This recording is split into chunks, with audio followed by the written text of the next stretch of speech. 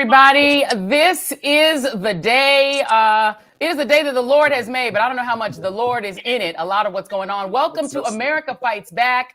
This is the Super Show. This is myself, the great Don Lemon, the great Jim Acosta. So proud to be here with them. Live streaming on all of our channels simultaneously. It is revolutionary. And let me throw it right to my buddy Don Lemon. Don, how you doing? I'm doing great. I'm glad to be here with the best in the business. We've got a lot of folks here. We're going to get to Jim Acosta, our great Jim Acosta, in just a minute because he's near the White House. Michael Fanone is in Leesburg, Virginia. But I want to get straight now to Jolly, who's in the field. Jolly, you're near the White House, and there's some action going on. What's happening right now? So at first, it was real quiet. It didn't seem like there was going to be a protest here. And then almost out of nowhere, several hundred, I would say 500-600 people minimum, materialized down what used to be Black Lives Matter Plaza and marched all the way up to the White House. If you look at the fence behind me, I'll show you. The fence right here is actually around the White House. And this crowd marched up to the White House. It looks like they've got planned speakers. There's people speaking right now. Can you do it horizontal for us, please? What's that? Can you turn the camera horizontal for us? Yes. Thank you, sir. You got it. And so we got speakers speaking. We got a pretty large crowd. Security responded pretty quickly to it. I don't think they were planning on having anybody here. And so this is all around the White House. It's pretty large crowd. Somewhere between 500 and 1,000 people easy. All right. Jim Acosta, our other co-host today. Jim, take it away. What are you seeing? Yeah, I might be pretty close to where Jolly is. I am right next to St. John's Church. I'm standing right by Black Lives Matter Plaza in Washington, D.C. We're just outside the fencing that's gone up around the White House complex, basically. We're outside Lafayette Square, where you saw those George Floyd protests and the cranked up, batshit crazy response from the Trump administration during his first time in office, when they fired tear gas, when they fired chemical bullets on the crowd during that time. We're basically in the same area. And as Jolly was just saying, I mean, I think there were a lot of people who were hoping there wouldn't be a lot of protests in D.C. today, but this is Washington, D.C., folks. And of course, they are going to show up. And so, as you can see behind me, there are, as Jolly was saying, probably hundreds of people in this portion of Lafayette Square that has not been fenced off by the Trump administration. But I mean, just over to the side, you can see, we just moved the camera around over here, this fencing that goes up all around Lafayette Square, all around the Andrew Jackson protest, or statue, I should say. You remember that from the last time around, guys, when there were concerns that the protesters might topple the Andrew Jackson statue. But basically, you know, you're starting to see some of the signs starting to show up. Here's one right here that says, Americans Fighting Tyranny, 1776, 2025. Here's another sign that says, cowards in Congress, do your job, rein in your king. There's a lot of protests down here. Obviously, I mean, we should mention at the top, this is also the 250th anniversary of the U.S. Army. We commend all of the folks in the armed services for their service. But as you guys know, we've been talking about this for days. Donald Trump has tried to co-opt all of this and make this part of his dictator birthday bash. And that is what has fueled these protests. And I think this is just the beginning. If this is only 3 o'clock right now, Joy and Don, imagine what this is going to be like over the next several hours. I suspect that this is going to keep building and building. And the question is going to become how the authorities respond to all of this, because I suppose they were planning for it. But we just don't know how big this is going to get, because this was not anticipated. The Indivisible folks were saying, hey, don't protest in D.C., go to places like Philadelphia and so on. But D.C. being D.C., you had to expect that folks were going to come down here, guys. Thank you so much, Jim. I want to throw this in, bring in Michael Fanone, who is also standing by. You can see him up in the upper part of your screen, because I think the point that Jim made is really important. DC has been the source of a lot of anxiety and anguish in our lives since January of 2021, and really since before that, when Donald Trump has used these spaces to aggrandize himself. In one case, holding a Bible upside down in the Capitol, trying to sort of make himself look like he's some, the sort of leader of a military junta, and then of course the January 6th insurrection, which you were unfortunately very much involved in. Talk about the vibe there in DC today, when people are there to declare we do not have a king, but Donald Trump is going to throw what sure looks like a Kim Jong-un style military parade later today. So Joy, I'm actually in Leesburg, Virginia. I'm at the the courthouse here. And I got to tell you, because where I'm at right now doesn't do it justice. So I'm going to take you guys around. There's easily 4,000 plus people here, and they are fired up.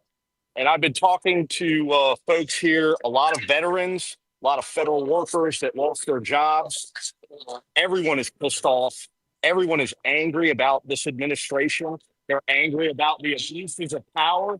They're angry about Donald Trump trampling on the Constitution, and they are mobilized, and they are ready to go to work. So let me give you guys an overview of this. You're going to be able to want to be into everything that I'm to be. I think Michael's sound is breaking up there. Michael, we're going to give you a pause for a minute. Keep those pictures coming, but the sound is not sounding. So let's go back. Don, should we go to Jim Acosta and see what he's looking at? Yeah, Jim, take it away. What do you have for us out there where you are?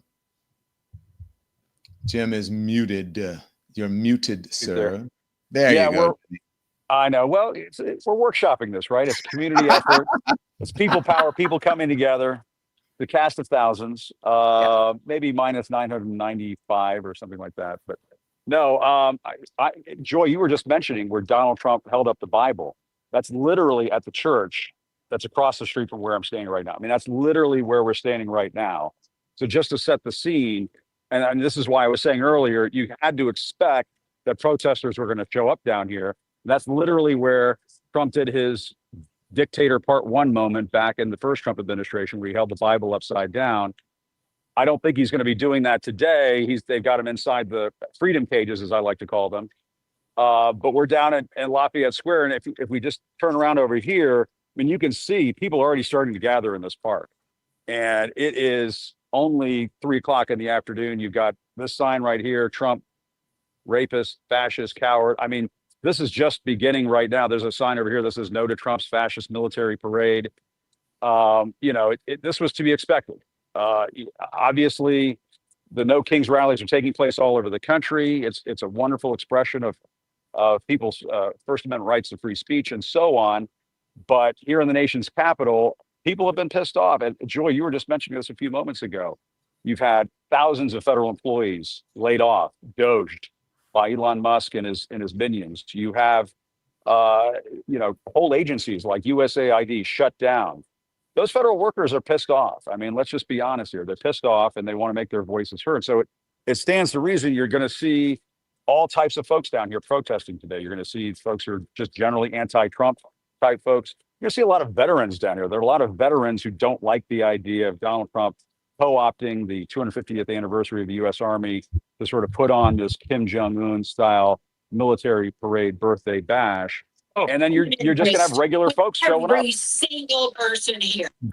I want to get now Jolly, who's not far from where Jim is. Jolly, I see you. Is that a veteran? You have someone with you, right? Yes. Jim brought up veterans. This is one of the veterans who stormed the Capitol steps last night and actually was arrested, spent 10 hours in Capitol Police custody, was zip-tied, denied water, all for a simple act of nonviolent civil disobedience. Yeah, hi, my name is Matthew Gordon. I'm a United States Marine Corps combat veteran deployed to Iraq and Afghanistan in support of OIF and OEF. I came out yesterday, wanted to go and protest against what I'm seeing here happening in our country with this fascist takeover of the United States by Donald Trump, the Heritage Foundation, Peter Thiel, tech billionaires, and I wanted to do it in a way that was going to be meaningful, and I wanted to do it in a way that was going to be peaceful. And so when we went up to the steps, we sat down, started chanting, and were peaceful the whole time. And that was important to all of us, was to say that veterans are not just out here supporting Donald Trump. Veterans are out here supporting the Constitution. We're out here fighting for the American people still. You know, I'm not as lean, I'm not as mean as I was when I was in the Marines, but I'm going to keep doing what I do anyway. And I'm not going to stop until we fix this country for everybody and not just Donald Trump and his tech bronies. Hey, Jolly, we're showing some of the video last night of you work on this, or should I take these off? Arrested last night. Can you hear me, Jolly? I can hear you a little bit loud here. What'd you say? We're showing some of the What's going on? video last night of the folks like him being arrested. What Minnesota, happened to you him saw what last happened night? there. Tell us what they did. Did they detain him? Where did they go? What happened? Yeah, so we were That was your detained hometown. probably about Wow. 2000 last night, Well, hey, what's your name? and moved to a kind of like a motor pool where they had their vehicles for the Capitol Police stage. We sat in this kind of warehouse-esque area on pull-out chairs, zip-tied, no water, no food, for about 10 to 12 hours last night. They released us yesterday or early this morning. God, I don't even know what day it is. Early this morning with charges. Some of us got charges for crossing a police line. So we'll see what happens there. But yeah, we were detained for about 10 to 12 hours by the Capitol Police, zip tied the entire time, and we're talking everybody from 30 years old all the way up to 82 years old. Hey Jim, who do you Can have we with really you? quickly go back to Jim Acosta, Don, because it looks like he's got somebody else to talk to as well. To stay there, Jolly Good Ginger. We're coming back to you, but let's go to Jim. Sorry, Jolly. I'll throw it back to you as soon as I can. I'm with Sam. Sam was in the U.S. Army. You're now out of the military, and you're from Minnesota. That's right. And you came all this way to be a part of this protest today. Is that basically it? Yes. And you were just telling me a few moments ago, you're a little bit shaken up, a little bit in shock because of what took place in your state, in your hometown. Yep. Earlier today. Can you talk about that? Of course. I grew up in Champlin, Minnesota. Have him get closer to you, Jim.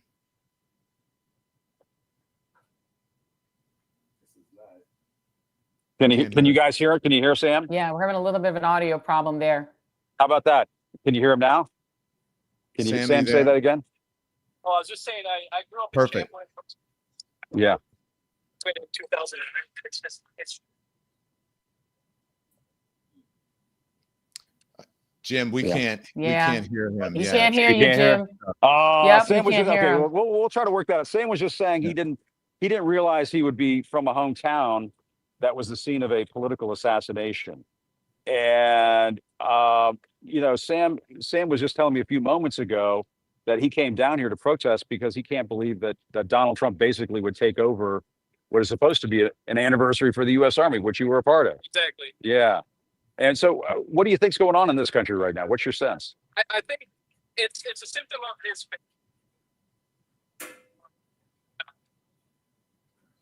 Yeah. It's going to be tough with the AirPods and out there. It's going to be tough. When there's a lot of noise and Don, around. if I could just update the audience and those of you who have not had the television on today, there were two state representatives or two state officials in Minnesota, and one of their spouses, both of their spouses who were shot. Two are dead. Representative Melissa Hortman, who used to be the Speaker of the Minnesota House, and Senator John Hoffman were both shot. The authorities say these were targeted shootings. Representative Melissa Hortman and her husband, Mark, were both killed. Senator John Hoffman and his wife are undergoing treatment in the hospital. And we should note that the man who came to the doors of both of these officials was dressed as a police officer, had a car that was made up to look like a police vehicle, shot both of them, fled from the second house, got into a firefight with police. And according to officials, there was a hit list found in his car that also named the No Kings parade as well, or the No Kings protests, and also names abortion providers and apparently some other politicians. And so for that reason, Minnesotans were being asked to not attend the No Kings protest in their state. We're not sure if they're going to follow advice, but that is the update on that news. And let's just see if Jim can get his guest back. Yeah. And Mike Walls, I just want to say before we get back to Jim, stand by. Let's play what Mike Walls had to say, and then we'll get back to Jim and Michael Fanone and Jolly. Our teams are out in the field. Here's Governor Walls. We're here today because an unspeakable tragedy has unfolded in Minnesota. My good friend and colleague, Speaker Melissa and her husband, Mark, were shot and killed early this morning in what appears to be a politically motivated assassination. Our state lost a great leader, and I lost a dearest of friends. Speaker Hortman was someone who served the people of Minnesota with grace, compassion, humor, and a sense of service. She was a formidable public servant, a fixture and a giant in Minnesota. She woke up every day determined to make this state a better place. She is irreplaceable, and we've been missed by so many. Minnesota's thoughts and prayers are with her family, her loved ones, her children, and her parents. My prayers. So that was Governor Mike Walz earlier today. What a tragedy that this turned out to be, Joy.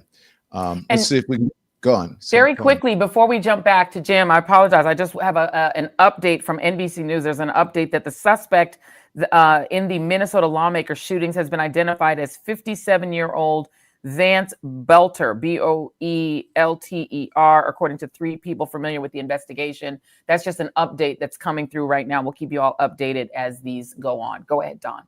Yeah. Back to Jim, our other co-anchor out in the field, handling the field anchor duties today like a pro. Brilliantly. Jim, what do you have for us? No, I mean, listen, we were going to be live in a nearby hotel. I won't mention the name. Did they kick you out, Jim? Were you doing something crazy? They didn't kick me out. I've been kicked out a lot of places. That did not happen yet. But we might go back up there later, depending on how things go. But Jim, we have time to hear the story of why you were kicked out. So if you want to share that with all of our viewers, we're happy. We don't have time for that. It's no King's Day. There's a lot of important stuff to talk about. But I mean, I would tell you, we're also seeing some MAGA supporters down here, some Trump supporters down here. There was a guy who was, I've got my photographer Zach with me right now. This guy was like standing right next to me a few months ago, and it was sort of like he was listening in. So I don't know what that was all about. But, you know, my concern is at this point is that we do have a little bit of a mix of different types of things going on down here. And hopefully this is all going to stay peaceful. I mean, you can hear the protest going on right now. Let's walk in a little bit closer.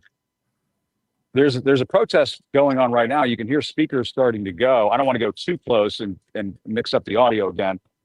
But I mean, I would just tell you right now, so far, this is peaceful. People are behaving themselves. They're making their voices heard, no question about it. But I wouldn't say there's anything happening here that's out of the ordinary.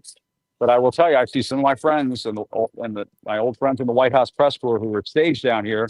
I have to assume, just in case, Joy and Don, you know, the thing starts to get unsettled. And we don't want that. We want this to be peaceful and all of that.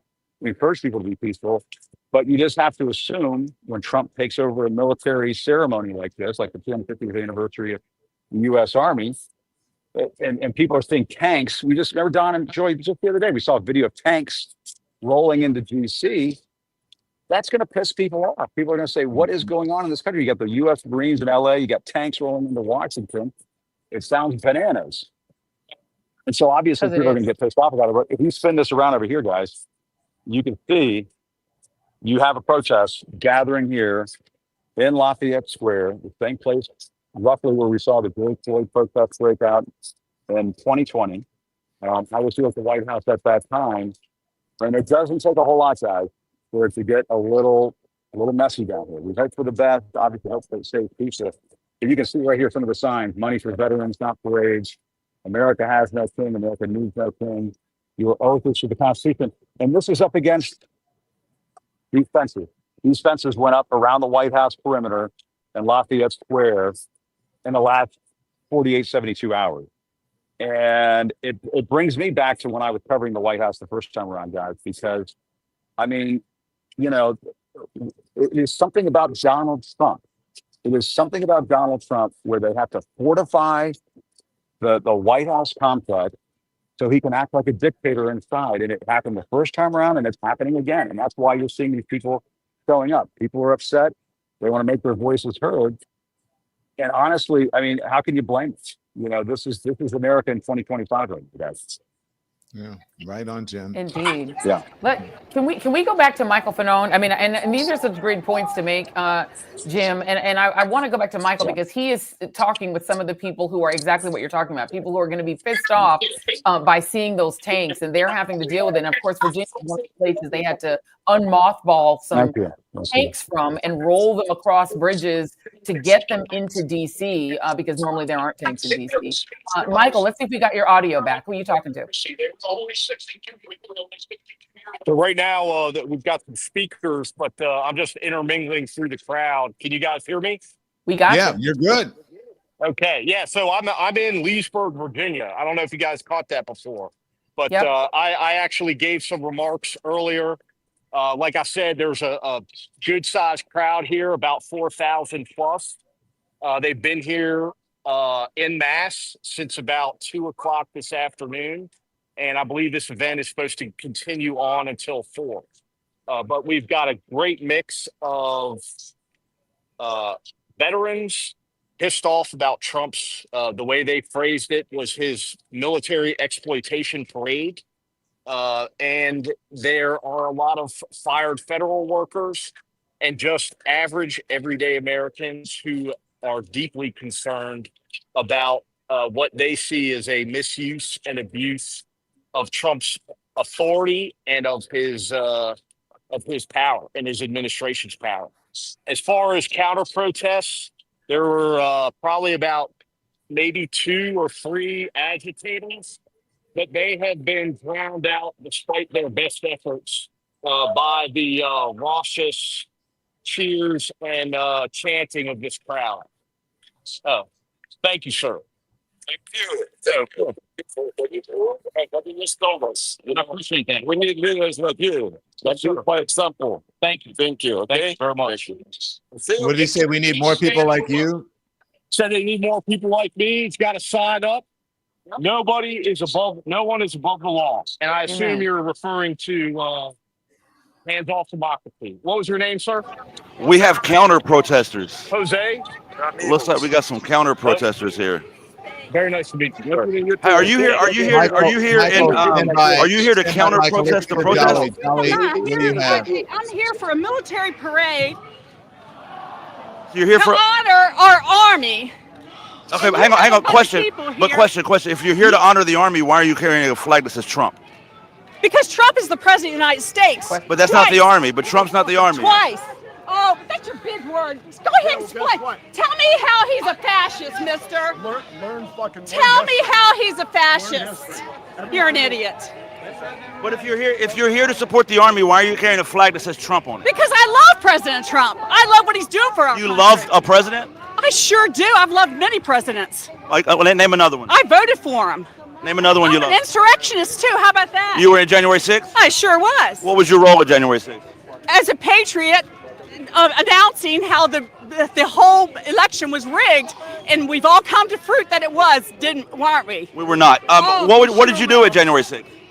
I was there with my granddaughter listening to the President of the United States speak. That's what I did. Yeah, but you said you're an insurrectionist. What does that mean? Right, because the FBI came to my front door even though I never stepped foot on the Capitol. How about that? Because I post a picture of me and my granddaughter in front of the Capitol. I have FBI at my front door. Do you believe you had a right to be there and protest? Well, I wasn't. Yes, I had. Of course. So do you believe these people here today have a right to be here and protest? And you have the right to counter-protest if you want. Right, so I'm just wondering why you're carrying a flag that says Trump on it. I've already told you 3 times. Come You up love with him? a question. No, you Come up haven't with another sufficiently answered intelligent it. question. Get out of my face.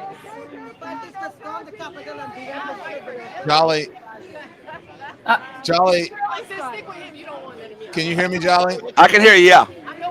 You asked her if there was another president she loved, and she did not name one. She could not name one, correct. Do you have any other folks out there you want to question? If you want to go back to her, or are you done with her? Well, I'm going to kind of keep an eye on her because it looks like the crowd's not very happy with her being here. She's solo counter-protesting here. She's the only counter-protester I see. Actually, there might be a second one now. Let me go over here and find out. Let's go look at this. Hang on. Please do. Keep walking. And while you're doing that, Jolly Good Ginger, and it is really fun being on with you, by the way, I will note that in the definition of fascism, for those who are tuning in to This America joint podcast between Jim Acosta, Don Lemon, and myself, cult of personality, fascist regimes cultivate images of their leaders as great figures to be loved and admired. This cult of personality is often perpetuated through mass media and propaganda. So loving the leader of your country is different from being patriotic towards your country. Loving the leader, that's definitional fascism. Just wanted to point that out. And, for those who are paying really attention. just ultra nationalism at that, Joy.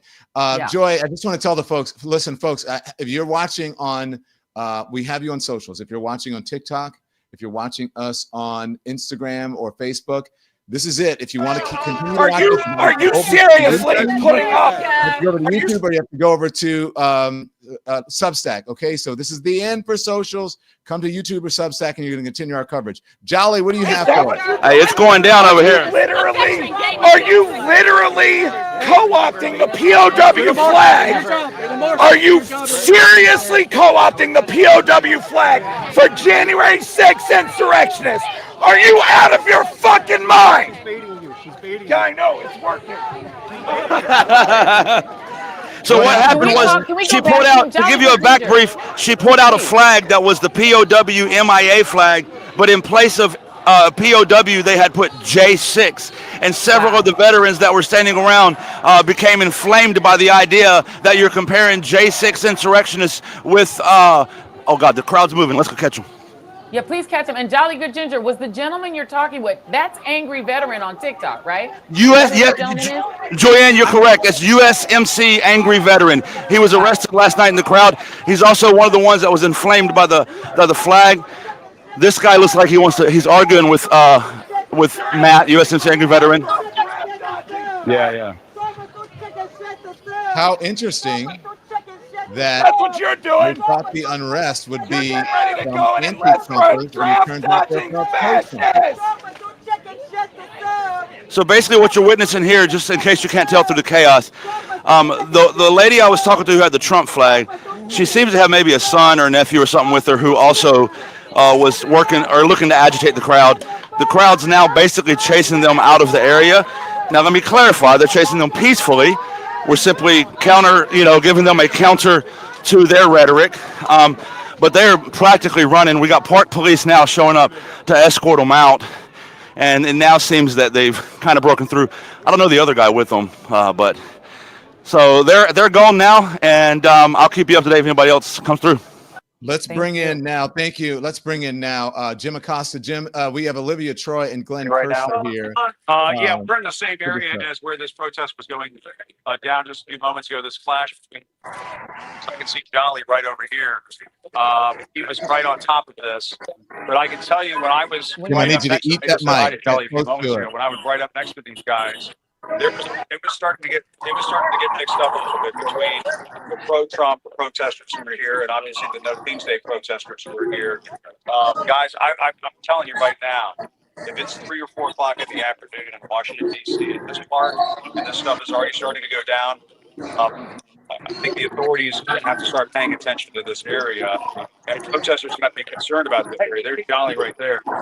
But listen, I'm telling you guys right now, I've been in this area before. I was in this area during the protests that took place when the Trump administration cracked down on them with tear gas and rubber bullets and so on. I would not be surprised if you see over the next couple of hours, Park Service, Park Police trying to clear some of this area out because it's already starting to get a little messy down here. That you just saw a few minutes ago, Jolly was talking. Yes. Pro January 6th insurrection, pro Trump protester. They're starting to get around her and start talking to her about what she was saying. So I'm just letting you know we're starting to see both sides here. Kind of not using for both sides. Hey Jim, can you hear me? Jim, can you hear me? Jim, can you hear me? I guess you can't hear me. Yeah, go ahead. Yeah. Hey, Jim Acosta, you can hear me, right? Yeah, I got you. Yeah, just when you use that mic, I need you to eat it like right in your mouth, man. Just so we could hear you. Yeah, that's it. Perfect. Thank you. Hey, Jim, we have some guests that you wanted, as a matter of fact. Olivia Troy and Glenn Kirshner are here, and they can talk about, Olivia knows all about national security. Glenn knows about the law, what will happen to these people if they do end up causing skirmishes, where will they go? Olivia and Glenn are here. Jim, go ahead. Yeah, let me go. I'm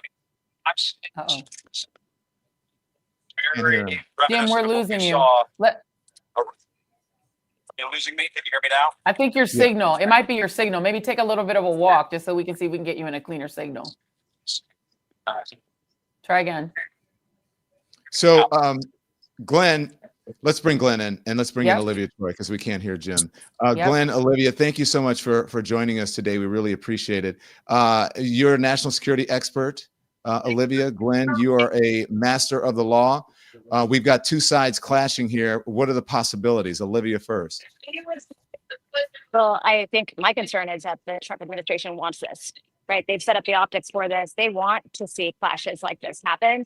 But look, I can tell you, I'm at the No Kings rally in Virginia, and it is nothing but American flags here, no King's chants, pro-democracy, vets attending. I've got retired generals on stage speaking about the power of standing together and what's happening across our country. So I think this is proof. There's more than 1,500 people here right now, and we're in Northern Virginia. And so I think this is proof that there is the power of the people and that we're going to stand together.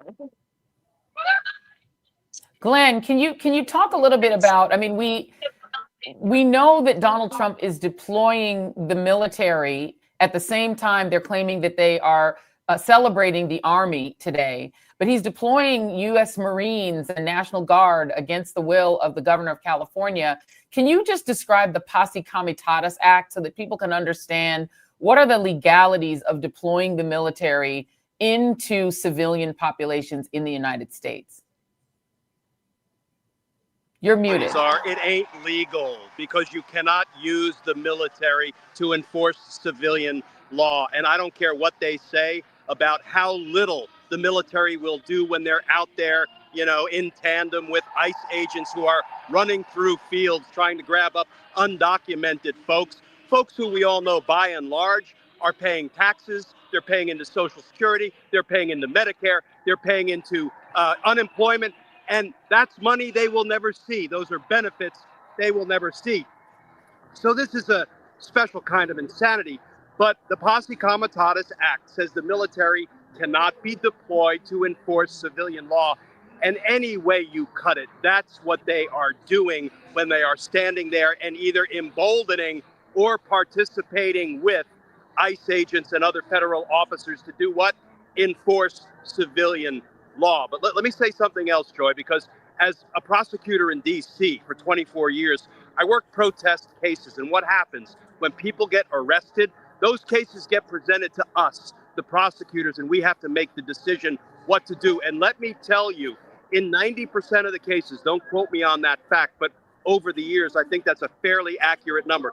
90% of the cases, there are no paper, no charges brought, because it's very difficult to make cases in the setting of arrests that are made during a hectic protest, sometimes devolving into a riot. We still need proof beyond a reasonable doubt. Now, if somebody's busting store windows, looting, setting things on fire, assaulting officers, and they shouldn't do that because this should always remain peaceful, we may be able to bring those cases and prove them in court beyond a reasonable doubt. The only reason I say this, Joy, is because I've been urging, you know, we're out here at the Loudoun County rally. I was here with my friend Mike Fanone. We both addressed the crowd, and we urge everybody, be peaceful. And this may be counterintuitive, but if a law enforcement agent applies force to you, tries to flex cuff you, don't resist, don't fight back. It's hard because our adrenaline surges, and that's what causes problems, including in officer excessive force cases.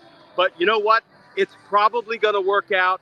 These cases are probably not going to be papered. No charges are going to be brought. The only caveat I'll say, Joy, is that with, you know, U.S. Attorney Pirro, maybe all bets are off, because I'm not confident she will be exercising sound prosecutorial discretion. But first and foremost, don't fight, don't resist, but speak up and speak out, and do not let them silence you or intimidate you into not exercising your right to speak and your right to assemble. Can I just stay with you for a second, Glenn? For one quick, we did see that the gentleman follow on TikTok, who's known as U.S. veteran, former Marine, was arrested yesterday, and a group of veterans, about 60 apparently, were arrested in D.C. We also saw the senior senator from California, Alex Padilla, not arrested but detained when trying to question Kristi Noem. What I would say to that, Glenn, is that in the past, in the 1960s, people who were doing civil rights protests took months of training in order to learn how to do what you're saying, in order to learn how to take brickbats and get spat on and get hurt and get arrested violently and not resist. And that was something that they were trained to do. A lot of the people that are out here protesting for No Kings, they are not trained activists. They have not had that kind of training. How do we talk to people about how to emulate what they're trying to emulate, but to do it in a way that doesn't give Trump the pictures and the visuals he wants in order to trigger the Insurrection Act? It's a great question, Joy. And let's be honest, there will be pockets of violence. There will be folks out here who are legitimately protesting, exercising their constitutional rights. But there will be violent incidents and clashes. And what we need to remember is that as the judge in California just said in ruling against Donald Trump's seizure of the California National Guard, that just because a few protesters or a small fraction of the people out here exercising their constitutional rights might engage in violence, might break the law, guess what? It does not deprive the rest of us, the overwhelming majority of us, who continue to get to exercise our First Amendment rights. But all I can say is, Joy, listen, I've been in tough spots. I was in the Army. I was in a federal prosecutor. Adrenaline surges are very real and are very hard to tamp down when you experience them. And you're right. You know, one of the reasons, Joy, we don't let the military engage in civilian law enforcement is because they're not trained to deal with those situations. It's a recipe for disaster, and it's a recipe for the feds to run roughshod over our constitutional rights. Amen. Well, Amen. and thank you for that. And Joy, I just want to tell everyone, this is the power of independent media. You're watching now America Fights Back with Joy Reid, Don Lemon, and Jim Acosta. Along with us, you have the great Clint Kirshner, Olivia Troy, and also jolly good gingers with us, Michael Fanone as well. Jim, I understand. I know that specifically, you had questions for Olivia Troy. You said, make sure we get Olivia Troy on this show. Yeah. Well, no, and by the way, we've gone back into the crowd here. I just want to point out there are American flags here. You know, the other day, Trump and his people were trying to say they don't have American flags at these protests. Case in point, right here, we have American flags at this No Kings protest outside the White House. And you know, remember, on January 6th, they were carrying Confederate flags.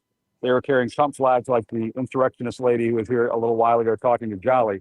So I just wanted to point that out. But I did want to ask Olivia, because I thought she made a really good point a few moments ago. I was able to listen, even though my audio got a little hinky.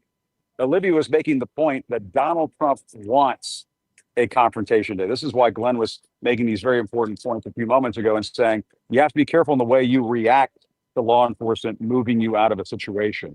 Glenn's very right about that. But Olivia, your thoughts on that, because you and I were talking about this on the show the other day. I think that they might even be watching this right now. I'm sure they're watching the coverage right now, and they want a confrontation so they can go and crack some skulls like they did before. Yeah, no doubt that they are. But look, what I would say is that if something happens, don't engage and just cooperate. But I'm going to say this right now. I'm not seeing people that are aggressive here. I want to focus on that because I feel like a lot of coverage in the past week, you know, national media was covering on violence. I'm sitting here in a crowd of 1,500 people who are standing neck and neck with each other with all these amazing signs. Only butterflies should be monarchs, they're kings. I've got, we don't need yes men, we need strong women. I've got Donald Trump is wrong. And I mean, there's all these immigration signs here. So I just want to focus on the fact that, like, Trump wants to focus on the bad optics. He wants to bait people because they want to use that footage to push their law and order narrative. And I'm telling you this because I lived it in the White House firsthand in 2020, where that was all a manufactured thing. And they're doing it again. It's the same playbook that they played the first time around. And so I think it's important for us to say, you know, yeah, no, we're actually here exercising our First Amendment rights, which, by the way, as someone who came up through conservative Republican politics, I strongly believe it. But I believe in the First Amendment rights for everyone, not just when it's convenient. And so I think that is critical here today. Yeah. And our cherished First Amendment rights are on display right now. And you know, if you take out what we saw a little while ago where that one lady was, you know, mixing it up with some of the No Kings protesters here, this is very much by and large a peaceful, just very calm, very orderly protest. People are making their voices heard. But that's democracy in action. That's what this is all about. That's what people should be able to do in this country. And I think you hit the nail on the head, Olivia. And I Joy and Don, I've been talking about this, and Glenn can chime in on this too. One of the reasons why Trump is doing this, he's trying to incite and provoke, is because he has no wins right now. As I've been saying for days, where are the wins, Donald Trump? You have no wins. You've been in office since January 20th of this year. You have no wins. You have no legislative wins. The only thing you can do is manufacture what you believe to be wins by cracking down on immigration and terrorizing Latino people in this country, by rounding up abuelas and mixed status families and sending out of the country perhaps somebody who's undocumented, who is a mother with a child who is a U.S. citizen. To Stephen Miller and Donald Trump, those are the wins. And so to Olivia's point, they think they can get a win on Fox and all the other bullshit places that they peddle their stuff if they can get a crowd so mixed up, so riled up that things go into disarray and the police have to come in. He wants those optics playing out on the national networks. He wants those optics going out all over the world because he believes, and I know this because I covered him, he thinks when he responds to those things, that's a win for him. And so I think Glenn Kirshner, what you were saying a few moments ago is so important. It is the whole ball game when it comes to No King's Day. People have to keep peaceful. People have to stay focused. As I was saying earlier today when I was previewing this is just the beginning. This is a marathon. This is not a sprint. Donald Trump is not going to be deposed today. He's not going to be dethroned today on No King's Day. So keep in mind, the way you behave today could very much affect the headlines and the narrative that they play on Fox and all these other places moving forward. I think the point, Don and Joy and Glenn and Olivia, of today is to perhaps show the country and even folks in MAGA world that there is another way in this country. You don't have to go down the road of the dictator. You don't have to go down the road of the king. It is such a great and perfect point, Jim, because if you want to talk about the lack of wins, the tariff policy was a bust to the point where Donald Trump is being mocked on Wall Street as Taco. Trump always caves on tariffs. When you look at foreign policy, Israel has launched strikes against Iran, and Marco Rubio is saying we didn't know anything about it. And which means that our closest military ally is acting without giving a heads up, maybe getting a heads up to the Trump administration, but ignoring their apparent advice that we've heard reported not to attack Iran. The world is going on without the United States. Countries around the world are figuring out how to reconfigure their economies without us in them. Canada has told us to F off when it comes to tariffs. I could go on. Yeah. And I'm losing my feet. Let's go to and he doesn't have he doesn't have his big beautiful bill. What happened? Doesn't well, that. And we are reconfiguring our own economy here. Look at what's happened to the stock market, and look at what's happening to the economy here. Glenn, do you want to weigh in on what Joy or Olivia, because Olivia's and Olivia for sure, because you worked with the guy. Yeah. Olivia. No, I think one thing that I'll also wanted to add to this is, look, they're not getting any wins right now. This administration is failing. They're not even winning at immigration, right? They're starting to lose the backing of the public on an issue that they clearly feel like they really want on, right? But when you're going in and terrorizing communities, when you're taking hardworking, tax-paying people and basically behaving like a secret police force, which is what's happening. And I'm saying this very upfront because this happened to a very close friend of mine. They took her husband away with 5 unmarked cars showing up in front of her house. And so I'm living this firsthand like everyone else is. And so this isn't okay. And I think they're going to continue to push these boundaries. But again, I talked about this with Jim about this yesterday. Some of these images and also that they want, don't forget, there are violent people out there, people that are looking to stir the pot on purpose. And so that's why we keep saying, be careful with how you're engaging. The Proud Boys were posting online. They've been posting on social media. They were on Telegram. I've been monitoring those channels. They've been talking about the fact that, they were sending out gun tutorials and things. So, it's important to pay attention to things like that. And look, the violence in many of these situations is coming to the convoys of the right. Yeah. Stand by. I want to bring in some folks here who are in the zeitgeist always, and that is the hosts of the I've Had It podcast that you can catch on YouTube, and that is Jennifer Welch and Angie Pump Sullivan. Thank you, ladies, for joining us. You happen to be at rallies today, so I want to take it to the ground. As we say, we know that we're reporters, and Glenn's an expert and Livy's an expert, but you guys are just everyday folks, so to speak, if you know what I mean. And you're out there. How were the rallies where you were? Because you both attended a rally in Oklahoma. Am I correct? Yes, we went to the rally in downtown Oklahoma City at 9 a.m. this morning, and Angie and I go to Oklahoma City Thunder games all the time. The arena holds 18,000 people. So we know what it feels like to have about 20,000 people downtown. I think it felt like double or triple. It was insane. It was peaceful. It was organized. People were united. And the best thing about it is it felt like I was in America again for the first time since like January 20th. It was like, oh, here it is. This is our country. These are our people. And the most poignant moment was we were rounding a corner and there was a Latina woman standing, filming us. And she was crying and she said, thank you, gracias, thank you, gracias. And she was so moved that people were marching for everybody. And it was something that I personally needed to see and to witness. And I thought it was glorious. Pumps? I was shocked by the turnout, how excellent the turnout was. And I told Jennifer this while we were marching. You saw old people, young people, millennials. The group that is missing, the demographic that I'm so disappointed is white women my age.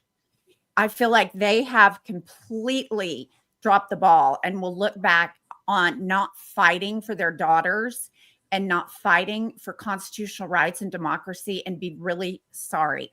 Because it's sad that ours is the demographic that's letting everybody down. Why do you say that, Angie?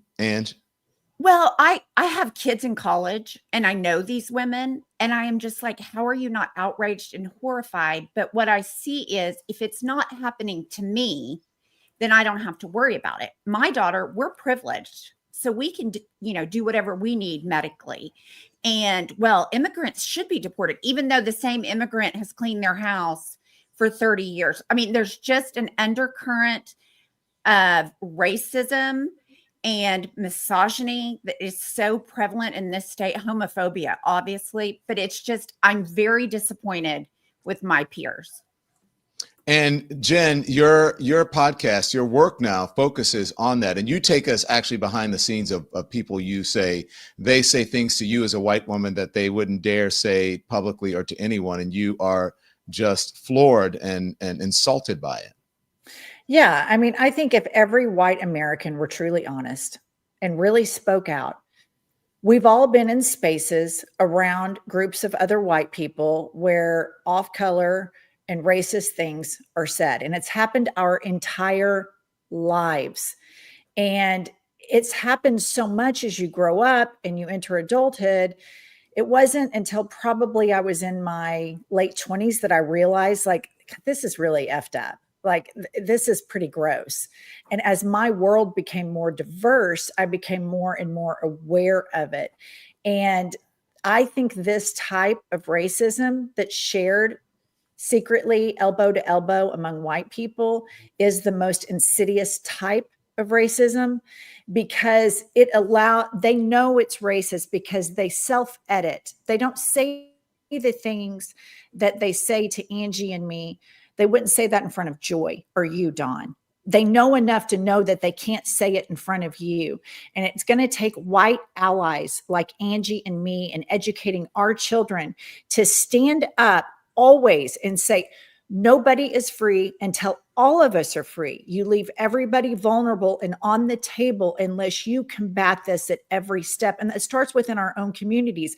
And as white people, it's something that we can do in our own communities every single day, all day. It happens, especially in red states like ours. You hear off-color things all the time. And I have made a commitment that I will stand up against this.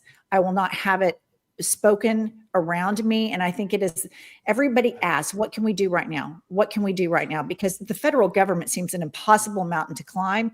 What we can do in our own communities are micro changes.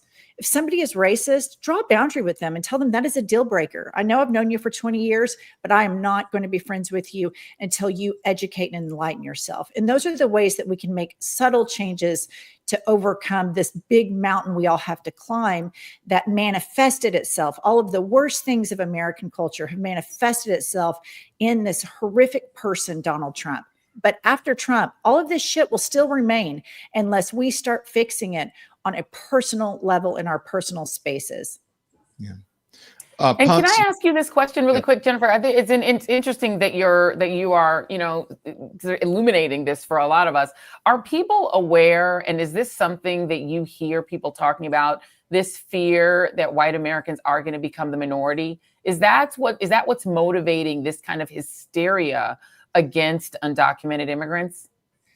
Yes, it's both covert and overt, Joy. Like I heard somebody say to me the other day, they were using a phrase like, don't blame the Indian, blame the arrow or something. I can't remember what it was. And then he followed up and said, oh, am I allowed to say that anymore? Mm-hmm.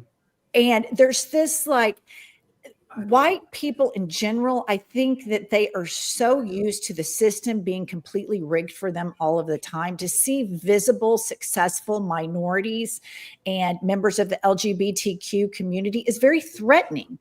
And so it's easier for them to nitpick about, oh, I can't say this anymore. And that famous quote about the Wall Street finance bro that said, oh, we can finally say PUSSY and the R word again. There's this, they feel like they're being caged in by minorities. But yet they love to exploit minority labor. There's always this talk like, well, and I'm just going to be candid. I live in Oklahoma. I'm an interior designer when I'm not a podcaster. And if I'm in a client's house and we're talking about getting a painter, they'll say, well, can't we just get some Mexicans to do that for a lot cheaper? Mm-hmm. Yep. That kind of thing is said all the time. I guarantee you it's been said already multiple thousand times a day, today, right now. This is something that is said all the time on construction sites. People don't have any problem exploiting the labor, and they know that the immigrant laborer is going to work harder and for less, show up on time, less breaks, and they just say it very candidly, just like that, Joy. Wow. You know what, Joy? I hear it as well especially with people who own farms, and they will be huge Trump supporters. And I know some of them, and huge Trump supporters, and talk about illegal immigrants and all of those things. And they have undocumented immigrants working in their farms. My question is for both Angie and Glenn, and it's a legal question. This also spills over into the legal system. What you and what Jen are talking about, this racism and this discrimination spills over into the legal system, and people don't understand that in this country, how the system is rigged against some people, Angie. Well, I think it's rigged against poor people from jump, because if public defenders generally are very good lawyers, but when you have more cases than 10 lawyers could work, the work is going to be substandard. So I think it starts with poor people, and then there's just people are okay with minorities being put in jail at a higher rate, with poor women. Oklahoma had one of the highest incarceration rates for women, because they think it's okay because you're less than. And I think it starts with poverty and then moves all the way up. But Glenn would have more. He has a lot more experience. You're muted, Glenn. Go ahead, Glenn. I think. Can you hear me? Yes, we can. Okay, Don, I'm sorry. What was the question? I'm sorry. We were talking about how the racism in the country and how this is all, it's prevailing here. We're seeing it playing out with immigrants. And also it happens within our legal system, not just with immigrants, but with people of color. Yeah, well, listen, there's one thing that I learned over my 30 years as a prosecutor, and I think we've seen it most acutely in the age of Trump. The criminal justice system doesn't seem to have an appetite to go after what I call the ruling class criminals, the folks of privilege and power and influence and connections and wealth, most often white males. And, you know, the system will bend over backwards. I mean, I think I recently saw that they were debating leaving Bob Menendez on at liberty, not locked up pending appeal. And you know what? If you're prosecuting some, you know, underprivileged kid who snatched a purse or sold a rock of crack, you are not only not going to be allowed to remain at liberty in the community after you've been convicted, but you may very well be put in pretrial detention. One of the things that I'm trying to focus on in my professional chapter 2, having retired from the Department of Justice, is criminal justice reform, because in my opinion, we should probably turn the criminal justice system's priorities on their head. Why? Because that guy who snatches a purse or sells a rock of crack, now, there may be victims, especially in a purse snatching case, and I would not want to be disrespectful of victims' rights, but guess what? The ruling class criminals, whether they are political, whether they're big oil, big tech, big Hollywood, big pharma, the military-industrial complex, you know, they Trump. do damage. They do damage to large or Trump. swaths. Yeah, they do damage to large swaths of the American population. Yeah. And when we catch them, when the feds catch them committing crimes, you know what we do? Not me, but you know what the feds do? They give them non-prosecution agreements and they let them pay their way out of criminal responsibility. We have our priorities in the criminal justice system are upside down right now. So, you know, we need wholesale reform because the system does not work fairly. And that's felt most acutely by those folks who are not wealthy, connected, influential, powerful, and typically white men. Can I just bring in Olivia, because Olivia is Mexican American. I think we have somebody this is her ethnicity that's being discussed. And, you know, Olivia, you see it on both sides, right? Because you are a person who I think a lot of people would not know. I didn't know until you told me your background. And so you probably hear a lot of mess that people think they can say to you because they don't know your background. But can you just talk a little bit about this from your point of view? And also the president who you served, you worked for Mike Pence, I should be clear, but you worked in the administration. Do you sense that was the mindset even then, that you discovered the mindset being, it's easy for us to go to war against these brown people and to target them because our base responds to it? And Olivia, you're muted. There you go. Oh, absolutely. Given the comments that were made during cabinet meetings at the time and the things that were said, I really think that they thought that the public would rally with their base and stick on this issue. But Joy, you nailed it. I have been hearing these comments my entire life. People feel at very liberty to say things to me, not understanding that I am a daughter of Mexican immigrants. Can you hear me okay? All right. Olivia, thank you. Angie, Jennifer, thank you guys so much. We appreciate you joining us. Make sure you follow those ladies over on the I've Had It podcast. Oh my gosh. It's a cardboard cutout of Don Lemon. Oh my gosh, Angie. Thank you. Where did you get that? One of our listeners mailed it to us, mailed her a Don Lemon and mailed me a Larry David. And they arrived at the office yesterday. Angie, you're on mute. Yeah, I unmuted. Angie, unmute. Yeah. Yeah, no, I got it from a fan that sent Jennifer, Larry David, and me, Don Lemon, because they know how much I love you, Don. I love you more, Don. Okay, you guys keep doing the work you're doing. And thank you so much for having us on. We love all of you. It's a great day to be an American. Let's keep fighting. Amen. Thank you very much. So much. Thank you so much. Can we run back to Jim real quick? Because I know Jim is out there in these streets doing all the things. Hi, so guys. Jim, tell us what you're seeing. Well, I'm going to tell you right now, the scene that we saw earlier, 15, 20 minutes ago, it's changing now, because the protest that was here right now, it's starting to break up. A lot of these protesters are starting to head, I think, north. And so the sort of, heightened atmosphere that we were all experiencing about, half an hour ago, that is starting to dissipate. And so maybe this is going to be okay, at least down here in front of the White House for the moment.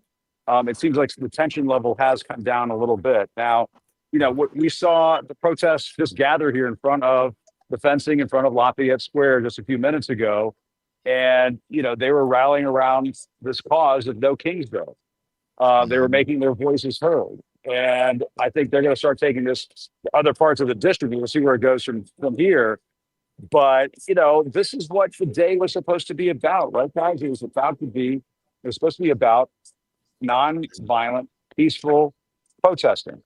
And that is 99.99999% of what we just witnessed over the course of the last hour. Yeah, we saw some pro-Trump people.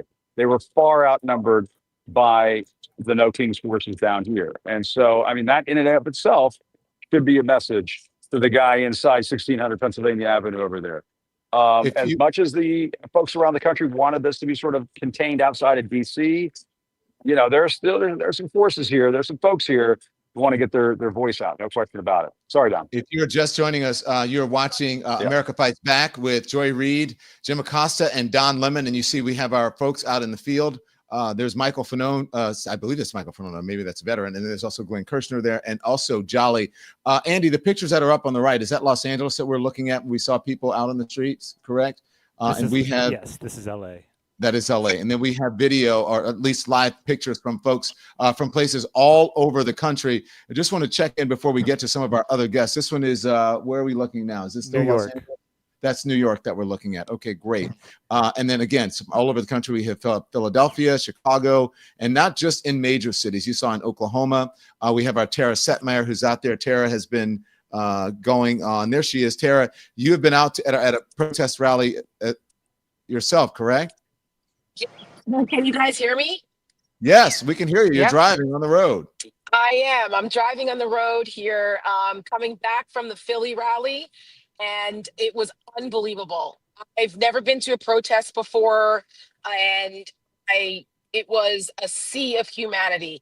I cannot begin to tell you how unbelievable the energy was to see all of those people. I'm telling you, folks from every walk of life, young and old, incredible signs. I was emotional. It brought me to tears. It was unbelievable. There had to be hundreds of thousands of people out there in Philadelphia. No skirmishes or anything? Oh, no, absolutely not. There was no sign of instigators or anything like that. There was the police officers were, there was a police presence, but they weren't really trying to do anything to inflame the situation. The police officers in Philadelphia did a great job. Crowd control was great. There was no agitators whatsoever at the point that I was there. I was there from the very beginning.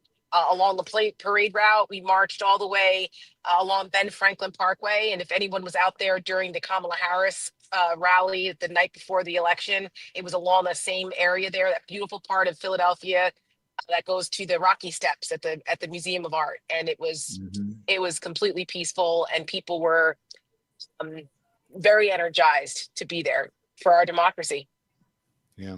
That's my former city, Philadelphia. I worked there as a news anchor in Philadelphia. I've been on those steps a lot. But Philly can be really rowdy, Tara Setmeyer. Tara, stand by. Jolly, I want to bring in. Do you have something? Are you trying to show us there? Where are you? I was showing you. So what I've done is I've made my way to the other side of the city from where we were previously at, where the protest was at. This is the actual parade entrance. So I'm here where people are entering the parade. I just kind of wanted to get an idea to, what things look like, how many people were here. It turns out, this is very interesting, I didn't know this. There's two entrances. There's a parade entrance, and then there's a festival entrance. And I asked the guy, I said, what's the festival? I didn't hear about a festival. He said the festival's for the Army. But I was like, I thought the parade was for the Army. So I'm doing a little investigation to figure out, wait a minute, have they pulled a bait and switch, which, let's be honest, we all knew the military parade was for Trump the whole time.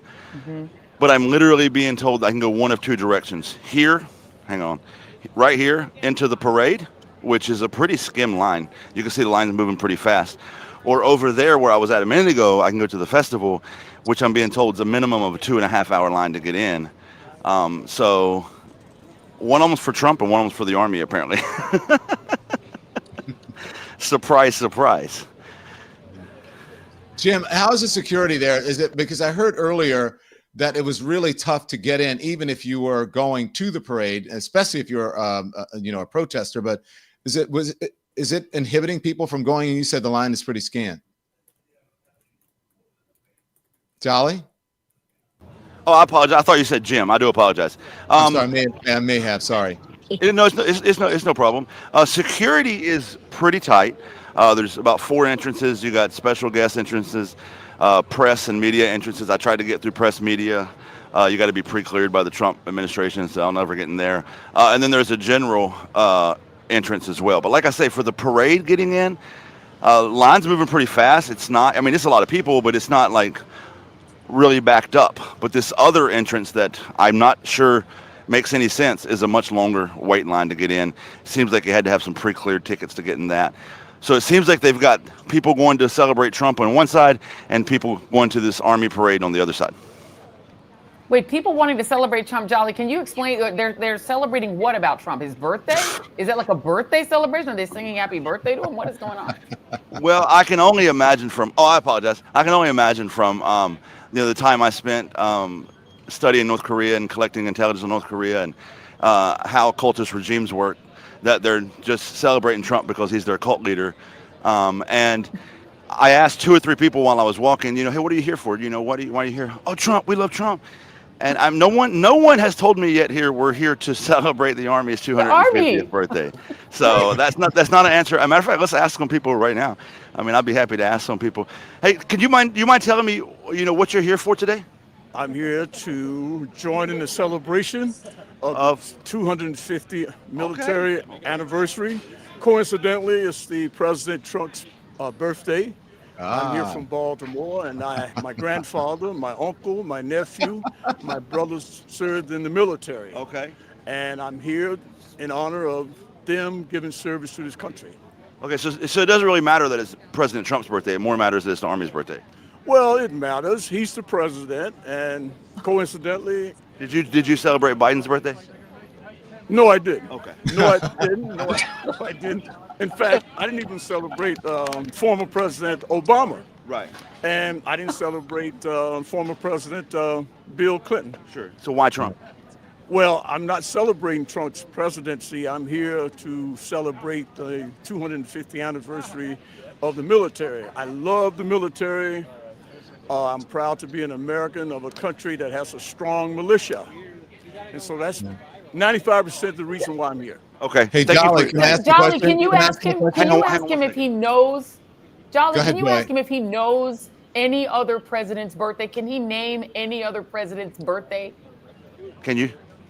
What was the question? Can you name? Do you know any of the other presidents' birthdays? Like what date they were? Not exactly the exact date and year. No. Jolly, can you ask him?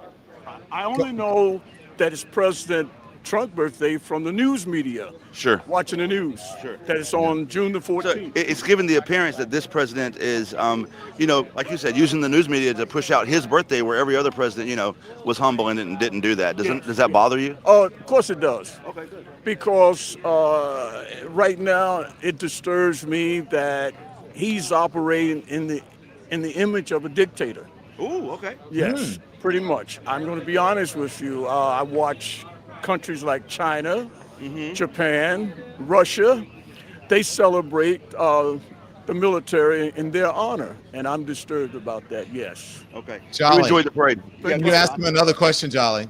One more question. Can you ask him if he has any issue with Donald Trump federalizing the National Guard, Marines, U.S. military on the streets of America, possibly up against Americans, its own citizens? So the question is, do you have any issues with the president federalizing U.S. troops on the street of America, like the Marines and the Guard in L.A.? Yes, I do. Yes, I do. It takes me back to, I think it was, Kent State University, when the students protest, he used the National Guard, and I think a few people was killed. I don't agree, because it's not ironic that January the 6th, he didn't call the National Guards out to quell the January 6th riot. So he did just the reverse in California. And I disagree with that. He's using the military for his own personal bodyguard, so to speak. Jolly, Well, can you get that I have man's to agree. information? I want to have him as a guest on the show. Get his contact Right? information. He surprised us. We thought he was going one way and it Yeah, went another. me too. Same. Yeah. So I'm on live with Don Lemon and Joy Reid and Jim Acosta, and they're curious if you'd like to be a guest on the show in the future. If I can get your contact information. Yes. Hello, Mr. Don Lemon. I watched you when you was on CNN. Thank you very much. You need to watch us now that we're on YouTube. And I appreciate you. I know. I heard about that. You're a veteran, right? You're a veteran? No, I never served. My brother served. My uncle served. I was in college. Yeah. Well, thank your brother and your family for their service, and thank you for appearing. You're a very polite man, and I love it when people have different. We differ on some things, but you're very polite and respectful, and I like that. Don Lemon, thank you very much, sir. We appreciated talking to you. We appreciate you. I believe we do have him. There we go. Harry Dunn, former Capitol Police Officer Harry Dunn. Yes. We had a little challenge I getting you appreciate in here, but we've got him now. Yeah, Harry, how you doing, my friend? Welcome to the broadcast. Hey, y'all. Joy, Don, everybody, Tara. Good to see y'all. So talk to us. What are you thinking about on today, given the fact that Donald Trump is putting tanks in the streets of the city that you used to patrol and the Capitol you used to protect? Your thoughts on that, Harry?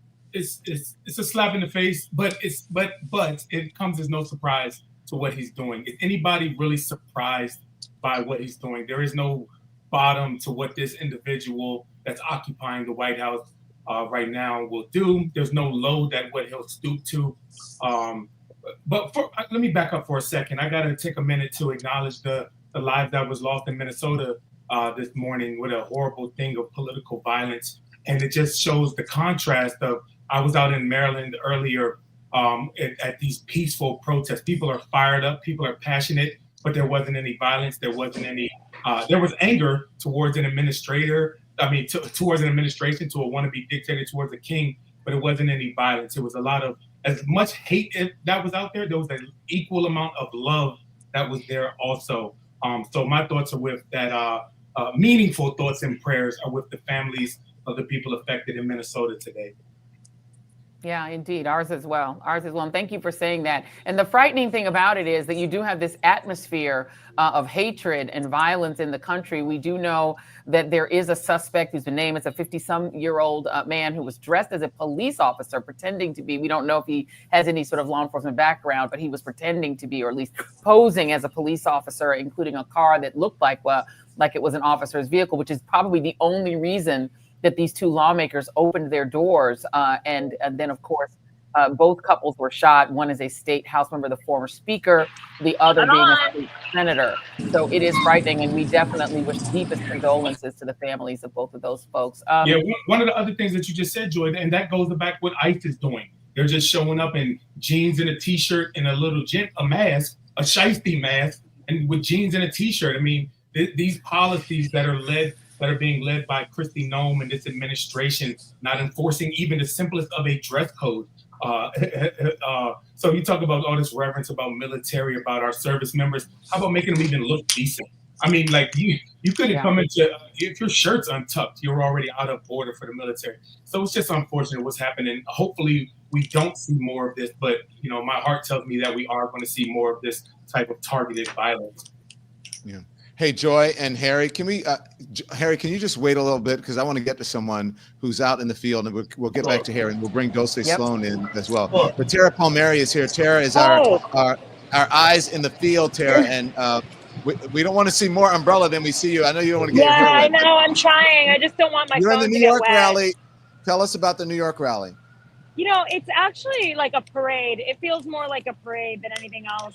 Very peaceful, and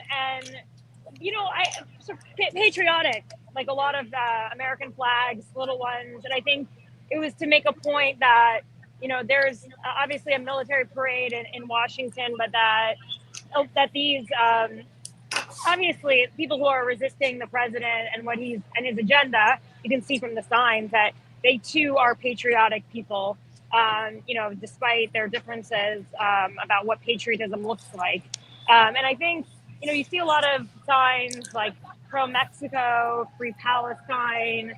One of them I got a kick out of, it said, break up with your Republican boyfriend.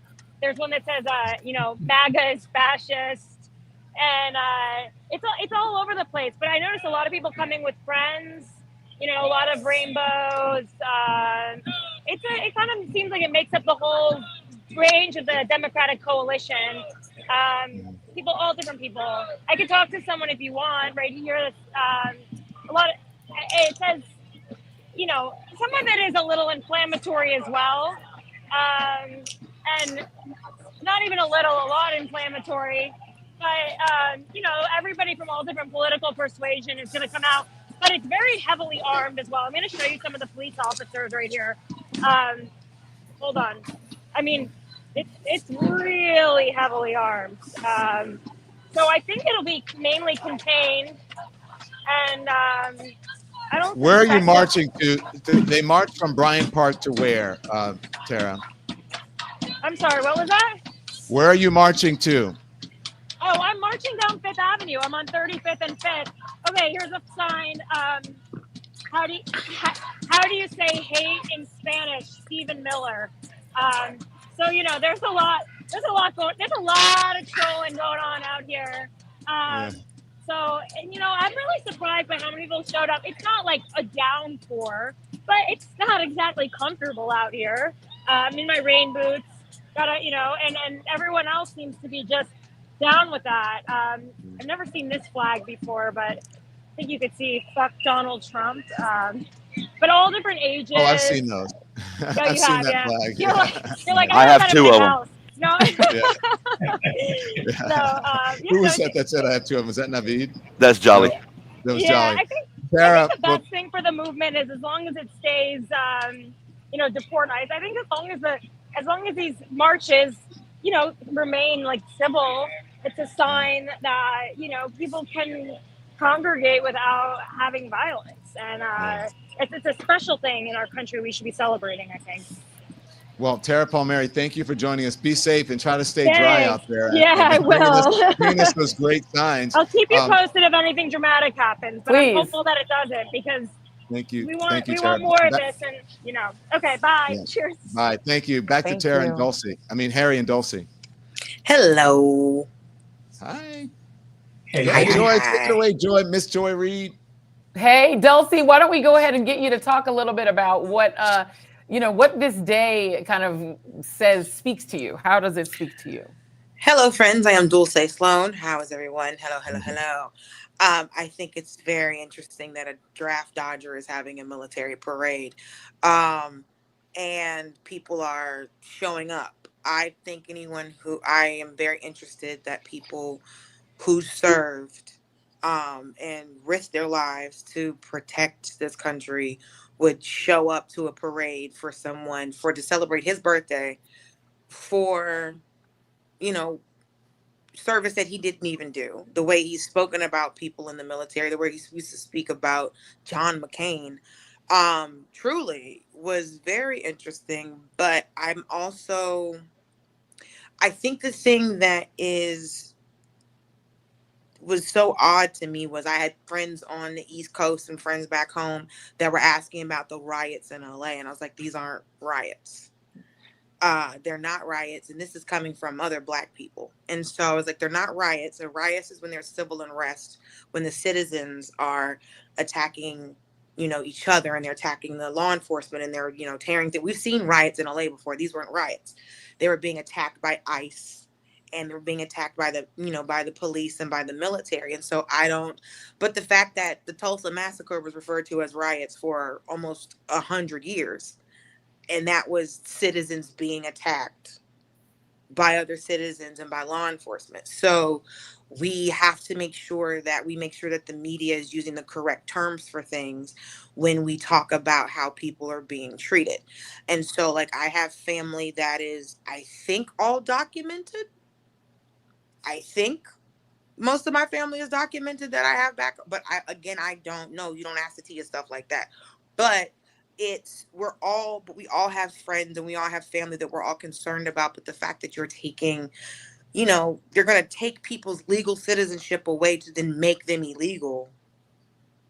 I guess I don't understand who this is for. I guess I don't understand this, because what the same people who will tell you they have ancestors that are from England and France and Germany and Italy, none of those places are America.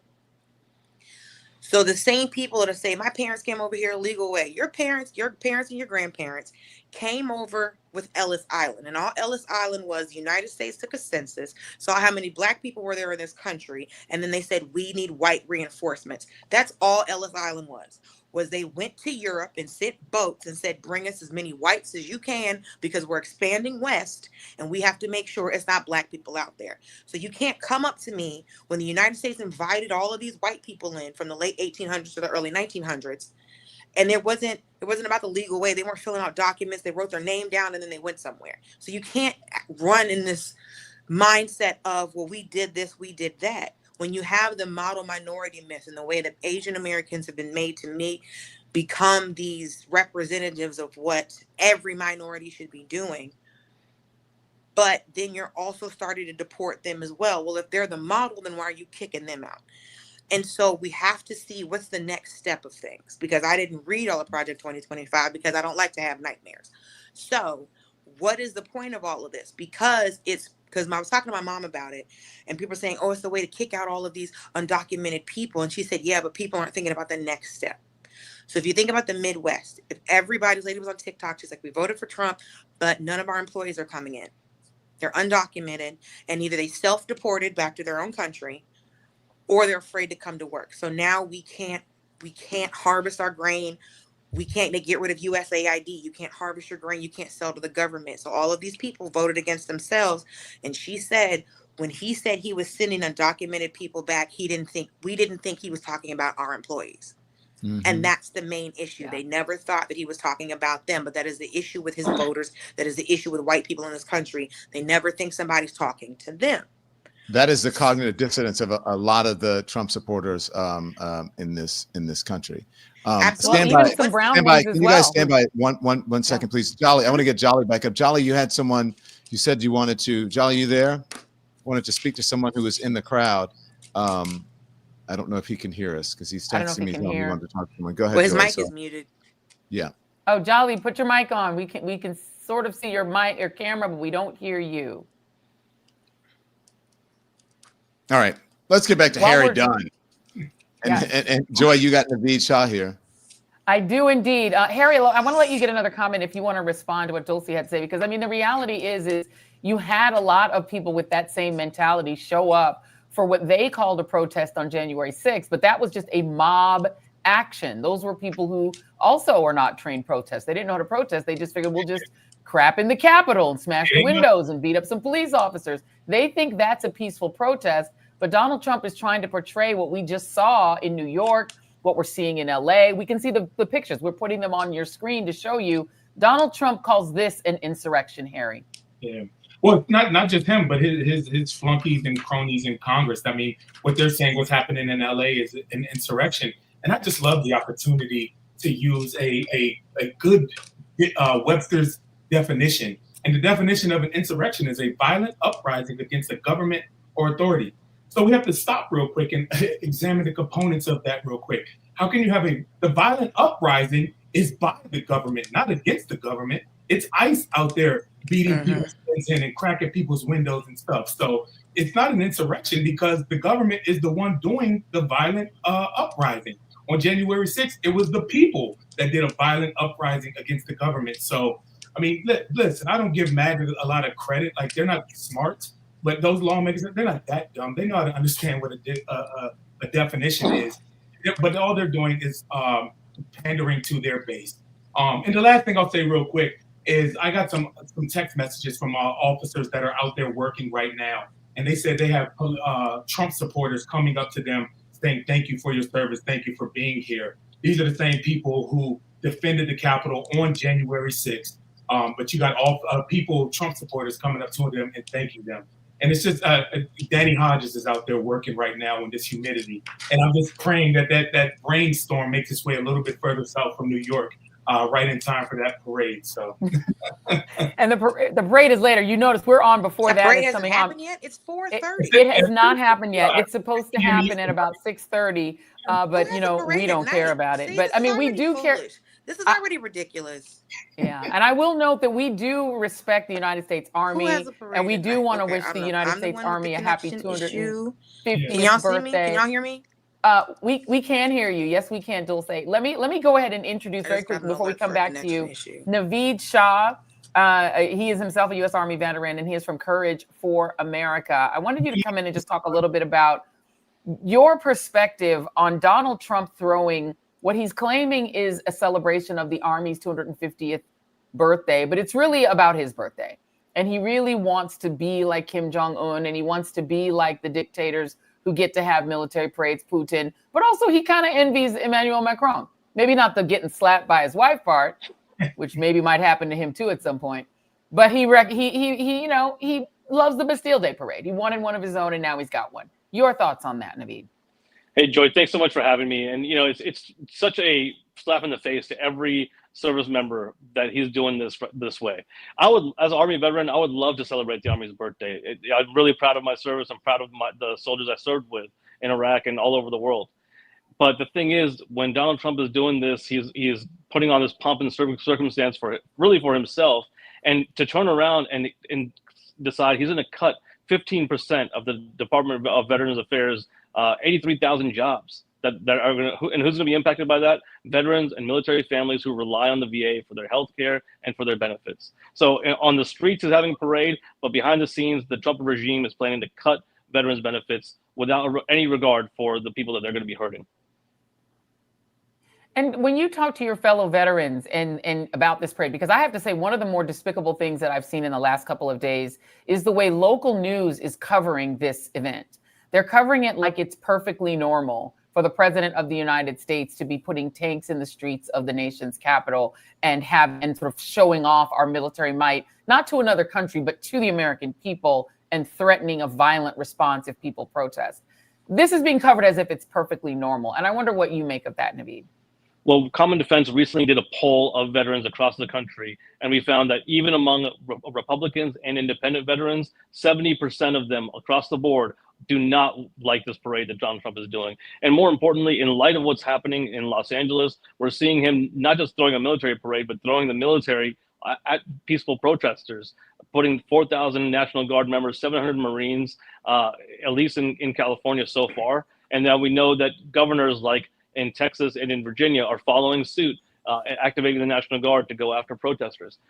The militarization of the police state against peaceful civilians who are exercising their First Amendment right is a very dangerous prospect. And again, this parade in DC that he's doing today is just a sideshow to what's really happening.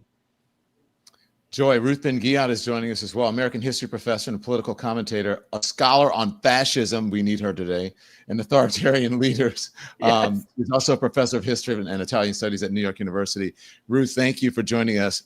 Talk to us about what's happening today. Does this fit the definition of your expertise? Yeah, it's been really disturbing. A third of my book is about military coups, and this kind of totally wildly disproportionate mobilization of force with an infantry battalion of Marines who served in the global war on terror, now on the streets of Los Angeles. And it struck me that one of the reasons for this is that they want to produce images of a domesticated military, and that's the parade, fine, and these federalized National Guard troops and stuff. But they want to banish images that are too threatening to them, and that is ordinary people who've been coming out, not just today, which is the No Kings protest, but they've been coming out in neighborhoods to try and stop these ICE thugs from doing their arrests. And that kind of show of solidarity and helping the vulnerable is very threatening to authoritarians, because they want to always divide us and break those horizontal bonds of solidarity. And so that's one reason I think they didn't expect this kind of response among people, which has happened spontaneously all over the nation. And so they've got like this mega force, and they're using Los Angeles as a test case. So stand by, Ruth. I want you to stand by. I'm going to bring in Jolly is out there in the field. Jolly, you said you have someone you want us to talk to, and unmute, please, sir, so we can hear you. Can you see this? Go ahead, Jolly. I'm here with Riley. Riley, you want to explain to us? I see you walking. You got the uniform. You got the flag. What's the message? 8 years ago, I graduated from West Point and was discharged, denied my commission because I'm transgender. It's happening again 8 years later. There are 3 cadets from Air Force Academy, another one from West Point that have been discharged because they're transgender, and I'm here to let people know that that's fucked up. It is indeed. I think you said bluntly said. Bluntly said, right, Joy? And factual. I mean, can I ask you a question? What made you want to join the United States military? Why did you sign up? What made you want to join the military? Why did you sign up? Oh, a number of reasons. As corny as it might be, I wanted to be the best person I could develop myself into. I wanted to see what I could do with my life, and it was a good opportunity. And I got into West Point. I was very proud of that. And you made it all 4 years, it sounds like? I did. I made it all 4 years, graduated, got a degree in mathematics. I would have branched into the Air Defense Artillery. Wow. And Jolly, can you ask? I'm sorry, Joy. No, go, John. You go. What does this do for the morale? Because if you listen to Pete Hegseth and you listen to Donald Trump and folks in the administration, they think that it lowers the morale, right? It hinders the morale of the folks in the military, the men and women in uniform, and our transgender brothers and sisters as well. But what does it really do to the morale, especially for members of the LGBTQ plus community who have fought and served this country? It's a good question. Don asked, Pete Hegseth claims that having transgender soldiers in the military lowers the morale of the unit. But what do you think that it does for the morale? And especially, what message are you sending to the LGBTQI plus community by kicking people out simply for being transgender? If you talk to any of the hundreds of trans service members, you will know that they only better the unit. And that, look, if there's a bad trans service member, if they are not cut out for military service, kick them out. I will be the first to say that. But what I want everyone to know is that give us an equal chance. We deserve an equal chance. There's nothing wrong with being transgender that affects your military service in any way. Would you have been, if after West Point, had you got commissioned and not been kicked out? Yeah. By the way, what year did that happen? 2017. 2017. Had you not been kicked out, would have got commissioned, you still would have been in during some of the conflict. Would you have been willing to go in your uniform overseas and fight those wars and fight those conflicts? I planned for that. Yeah, Air Defense Artillery gets forward deployed all the time. I was expecting that. I was hoping for that. I planned for that. And so when you joined, to be fair, the country had been at war for going on 20 years, so you knew what you were getting into. Absolutely did. All my professors were Afghanistan veterans or Iraq veterans. We studied all sorts of case studies from Iraq and Afghanistan, both the tactical situation, but also the moral, ethical situations that arises for officers. So walking around here now, because I see a lot of, Make America Great Again hats and Trump shirts and that, have you gotten any feedback on your flag? Have you had any comments? Have you had any conversations that stand out to you? I've had a couple of looks, but only positive comments. That's amazing. Okay, great. And are you here specifically for the Army's 250th birthday? Well, look, I was in the Army too, so it gets to be my birthday too. I'm not going to let Trump take that away from me. Amen. Very well. Jim, you have something? You got a question? Thank you so much. I appreciate it. Well, a couple of things. I'm going to just bring up the point since we're talking about Pete Hegseth and he's made all these comments about merit-based and so on. If we're going purely on merit-based, should Pete Hegseth be the defense secretary? I mean, honestly, let's just put that out there. Can we just say that? Let's just state the obvious, make sure it's on the record here. The other thing is I just heard from the crew here in DC just a few moments ago that we're expecting possibly 3 to 4 inches of rain at about 7 o'clock this evening. That is what's in the forecast right now. And Andy, I don't can know you if give us somebody's some been, applause, I don't know, Harry please? Dunn, I heard was doing a rain dance or something out in Virginia somewhere.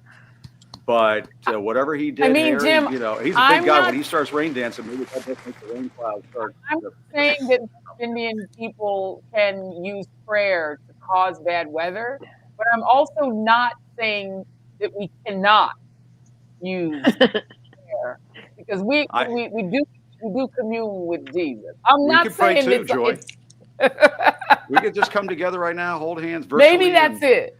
There's always a drought, Joy. You can always Little pray divine for rain. intervention. There's always a lawn. It's been warm. You can Won't he do always it? say, my landscaping is just parched. And it's Our not democracy is land. parched. Our democracy is parched. parched. And sometimes he'll just do it. Won't he do it? He will. Won't he always? Sometimes God the is Reid, the good. 1600, they're out here being thirsty. Okay, there's just been a cloud upon them of just foolishness, and the clouds need to be pushed away to the cleansing rain that we need. Also, a nighttime parade. Who in the history of life starts a parade at a PM? We all know parade is an AM situation. What is happening over there? They can't find nobody to turn the tanks on. It don't even make no sense. And keep in mind, don't forget, guys, Donald Trump does not like the rain. Remember that situation in France when he didn't want to go to the cemetery because he was worried that orange stuff on his head was going to get all matted up.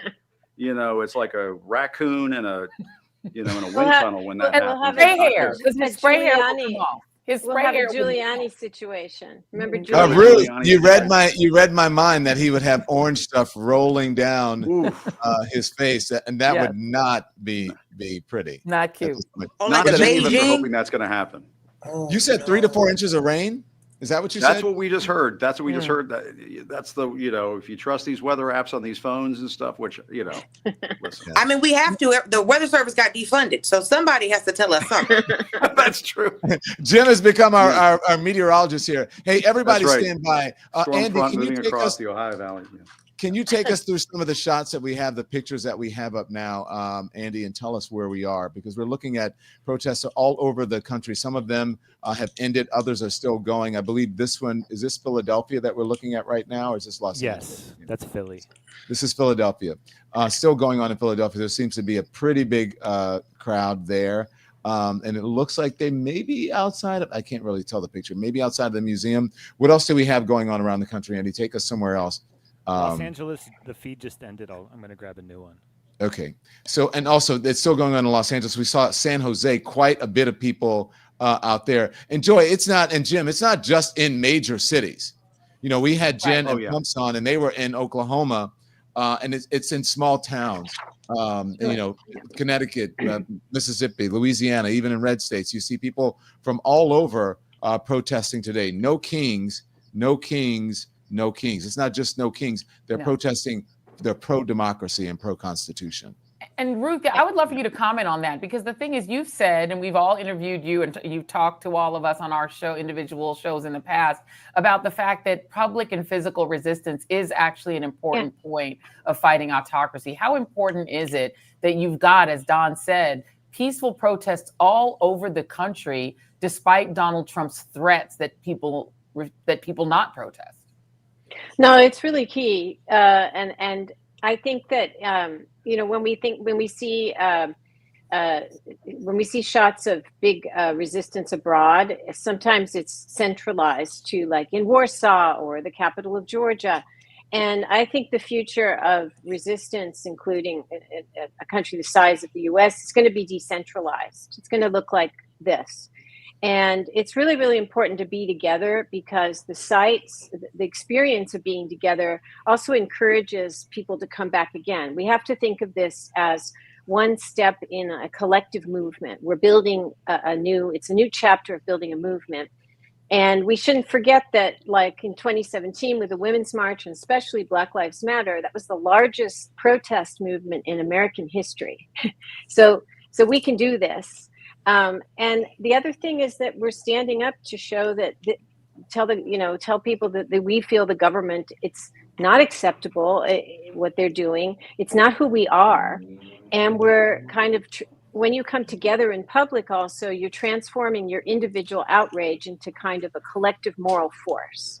So it's a collective action and bringing your values into action and showing others that they can come out and do it too. So it's really important. Amen.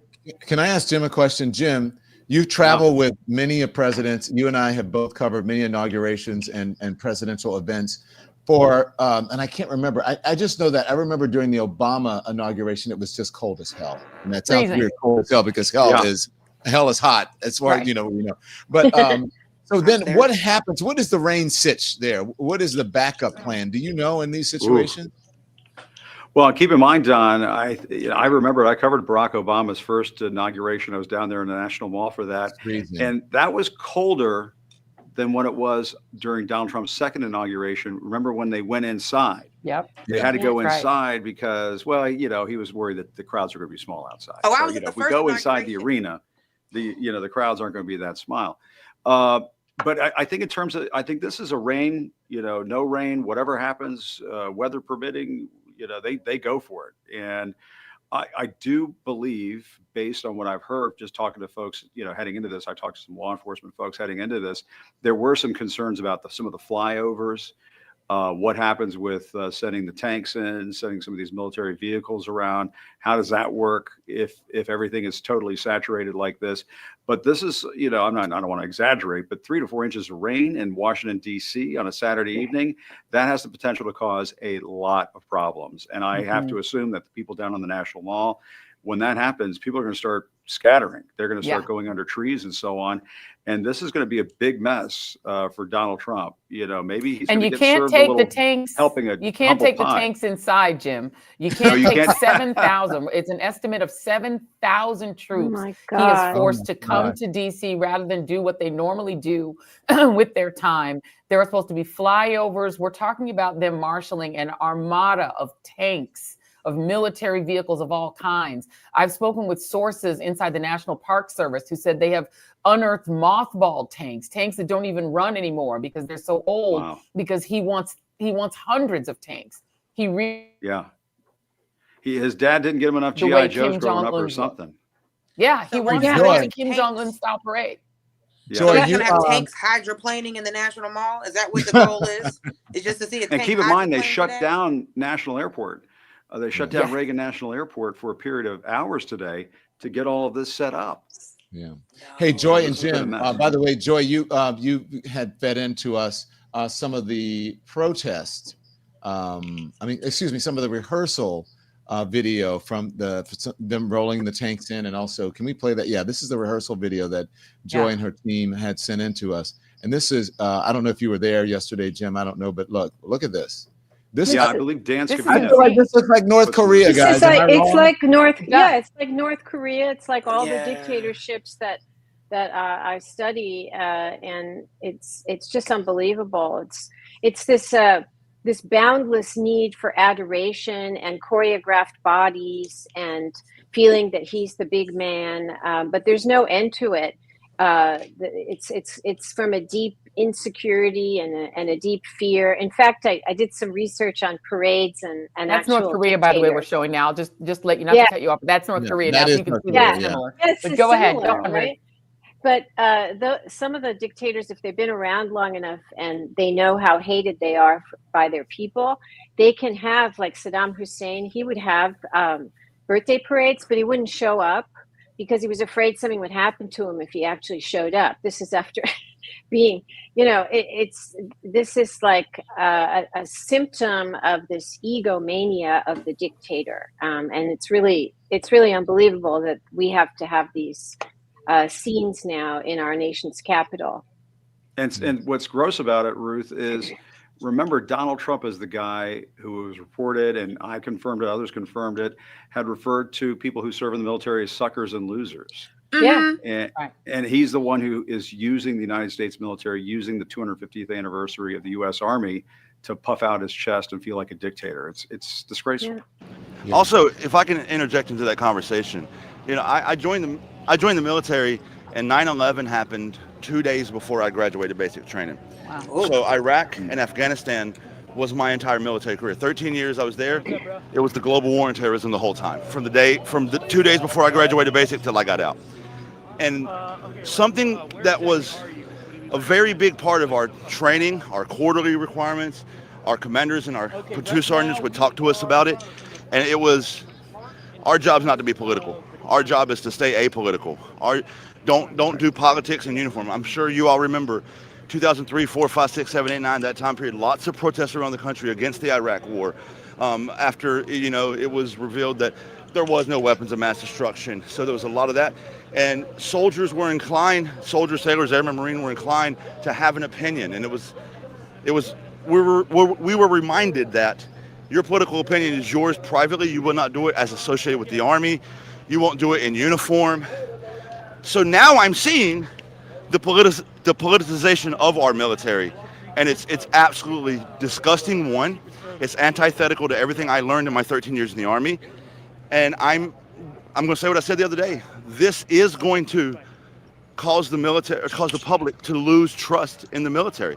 When you start politicizing the military, going to Fort Bragg, giving stump speeches on Bragg, I couldn't believe it. When you're filtering the troops that are there to make sure they align with your political views, when you're selling Trump merchandise to soldiers in uniform, if you did any of these things while I was in, you were getting reprimanded, if not kicked out. Politics were not allowed in uniform, and now I'm starting to have trouble deciding what's politics and what's uniform. And this is going to cause us to erode public trust in the military.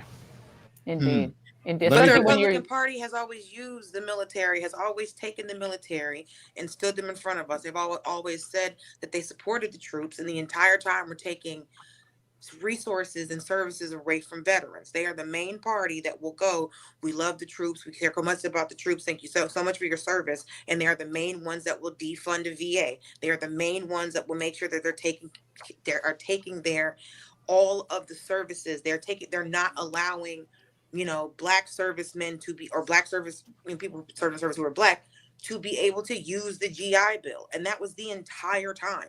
So this entire time, the Republican Party has always stood behind the American military and been like, this is our show of might, this is our show of force. They're the first ones to go to war, and then the last ones to help veterans.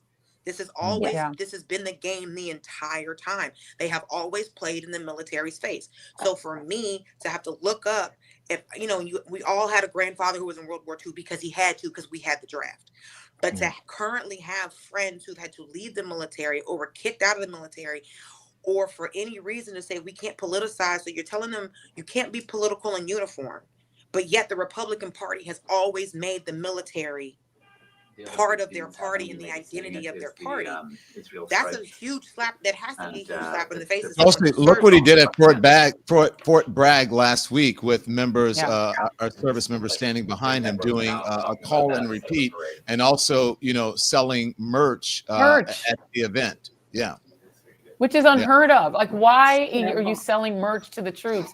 And by the way, for those who didn't see that video, and we have a little bit of that video here, I don't know if we want to tee it up.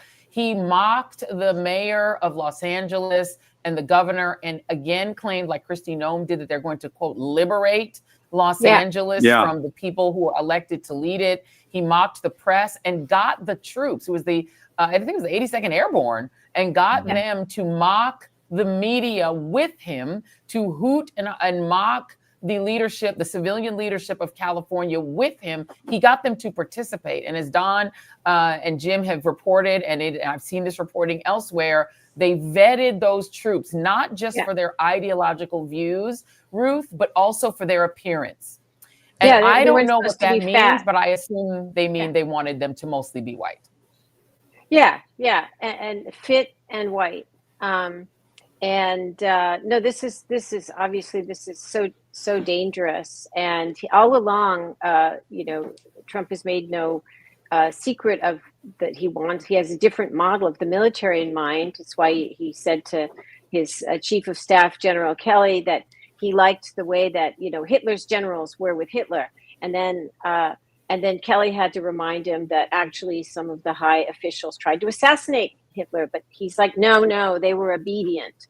And so he has this image of the military as loyal to his person, which is not the way it's supposed to work. And, it's very sad because ultimately, even the storied infantry battalion of Marines who are very tough and served all over the world, and they are going to lose their integrity if they're asked to be, doing stuff to civilians. And so the military, when it's in all the stuff that I've written about, when a military serves an authoritarian, it doesn't have to be as extreme as Pinochet's Chile, where they were like literally torturing, civilians, but they lose their integrity and they come to stand for just oppression. And so it's a losing thing. He's putting the military in a very difficult situation. And that's why it's even more sad that that there's not more people speaking out. Well, Ruth, thank you so much for joining us. Thank Dulce, you. thank you so much for joining us. We appreciate it. And we will see you guys back here soon on the Don Lemon Show, on the Joy Reid Show, on the Jim Acosta Show. So thank you very much. I want to bring in now Reese Colbert and also Clay Kane to the stage. And there's a reason that I'm doing this. And I'm going to leave Jolly up as well. Jolly, put your face in here. Because what I want to tell stay in everybody there, Jolly. is that these You're our correspondent on the scene. We don't want to lose you. I'm here. Yes, I'm here. And I am going to be shameless here and say, you guys mentioned merch. We have a merch store. Our merch store is up and running because that's how we stay viable out here on these streaming streets. So, okay, so go to donlemon.com and check out our merch, or go to our show page on YouTube and you can get our merch there as well. Also, I just want to say, if you are watching us right now, you are watching all independent journalists up on the screen right now. And the reason, the way that we stay, I shouldn't say on the air, the way that we stay streaming is if you support us. So make sure you hit the like button, make sure you subscribe, make sure you become a member. You follow me, you follow Joy, you follow Jim, you follow Clay, you follow Reese, you follow Jolly on our Substack, on our YouTube, on our social media, because we give it to you without corporate influence. We don't have the big corporate support. And so, again, I am shameless. I will tell you, in order to keep the lights on, we need you guys to support us, become a member, follow us. And when we say hit the like and subscribe, it does matter because it affects the algorithm and people become aware of our channels. And let me just tell you, by the way, I've been doing this for over a year now. Jim has been doing it for about 4 months. Joy is new to this. What we're doing right now is extraordinary. We're doing network style coverage in independent media and giving it to you without filtering it through a producer and saying we got to do this, and we don't have to get to the fucking commercial break. Okay. Come on. And so come on. And so we're I know that's right, you really feel, Don. Yeah. And so anyways, you guys, I've said my piece. Delicious. Yes. But also, Don, keep in mind. I was going to say to echo your point, Don. What a treat it is to be live with you and Joy at the same time. Yeah. I mean, it really is. I know we kind of talked about this at the top of this, but I just respect the hell out of both of you and the way you guys have just been fighters in this business for some time. And listen, I think we're all kind of made for this moment. And this independent media revolution that's happening in this country right now is made for this moment. This corporate media bullshit where they're, settling lawsuits with Trump. They're paying bribes to Trump. They're getting rid of correspondents because they tweet something in the middle of the night. Yes. And people are tired of this crap. And so the reason why they're going to support you, Don, they're going to support you, Joy, they're going to support me, support Jolly, is because this is changing right before our eyes. The landscape is moving. The tectonic shift is happening as we speak. And I think it's a very healthy thing for this country. It's very much in line with No King's Day. And I think these protests are going to continue. This thirst, this hunger, this craving for independent media, independent voices is going to continue. And so I just wanted to say that because it feels great to me. It's invigorating to me. Like I woke up this morning charged up because I was so excited to be with you guys and doing this today. Well, I have to add my voice to that. I'm sorry. We're going to do we're going to do our Mutual Admiration Society because look, I could never, listen, just a year ago, even I would not have been able to be on the same screen with Jim and Don because we were at rival networks, right? And the way the network system is set up is that it is this sort of, friendly rivalry, but we were all cool behind the scenes. But what you're getting now is the best of all of the coverage of all of the former networks we used to work with, all of our accumulated journalistic experience, but we can actually now do it together. And we can do it, as Jim said, without the filter of corporate bosses saying that you can't have this guest. I would have loved to book Jolly Good Ginger on my show. I would have probably gotten pushback because they'd say, well, he's from social media. Because I tried to book people from social media and it was always a fight. But now we're finding out that some of the best journalism is actually happening on is one of the best out there. We have Clay who's doing this on radio and independently. And you can take these independent voices and look at this screen right now. You've got on the top of your screen, you've got 3 former cable news heads. And at the bottom of your screen, you have 3 of the best independent content creators in the world. Yes, amazing. And You said Reese, you're Bring them in though, because we do want to hear what they have to say. yeah. And look, your feed cut out a little bit. We did say she said Reese, but it was when the feed cut out Reese. But stand by. Jolly wants me. I think Jolly is a guest. Jolly, is that true? You're saying get to him. Stand by. We're gonna get Reese and Clay on it just a second. Go ahead, Jolly. Yep. There you go. Can you hear me? Yeah, we got you. All right, look, I want to show you something. So keep in mind, this is supposed to be a 250th Army birthday parade, right? That's how this was advertised. This is a parade to celebrate the Army's 250th birthday.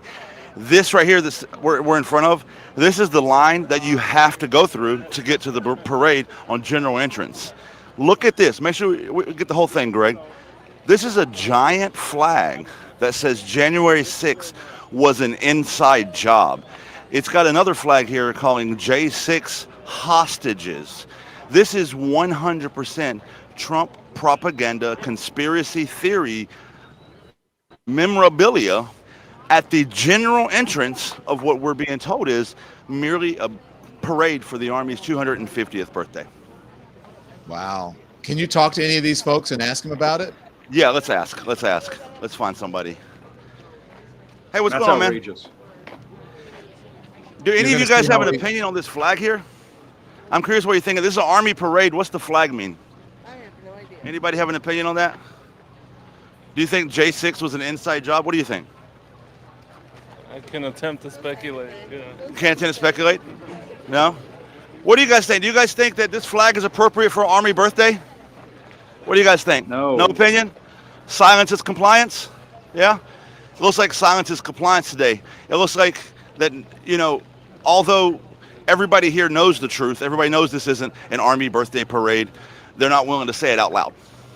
Jolly, is anybody standing near the flag who might take ownership of putting it there? Any idea? No, maybe I can ask this lady. Do you know what this flag is about here? J6, political prisoners? So J6 were political prisoners? Yes. Do you think that's appropriate to be up at the Army's 250th birthday? Yes, I think it is. Why is that? What do you mean? Why should? Well, so I'm an Army veteran, right? And you're against Trump. So yes, of course. Really yeah. So were you about to ask me if I'm really a veteran? What are you, a liberal? No, I'm a leftist, but what was that? Exactly. So your views are not going to be the same as ours. No, that's fine. We're not allowed to have different views? No, we are. Okay, I thought that's what I fought for, but I could have been lied to. No. Okay, so I did. Okay, so then, so my question is, what does a J6 flag have to do with the Army's 250th birthday? It's because I'm here and I'm some. Oh, so this is your flag? Oh, I didn't. Okay, so that answers our question there. So, do you feel like that's appropriate and insult to veterans to fly something like this that has absolutely nothing to do with being in the Army? So, part of the proceeds that I collect today, are going to Bart Scheibele. He is a J6er. Got it. He is right now on hospice. He's about to die. After this, I'm going up there to see him. Yeah.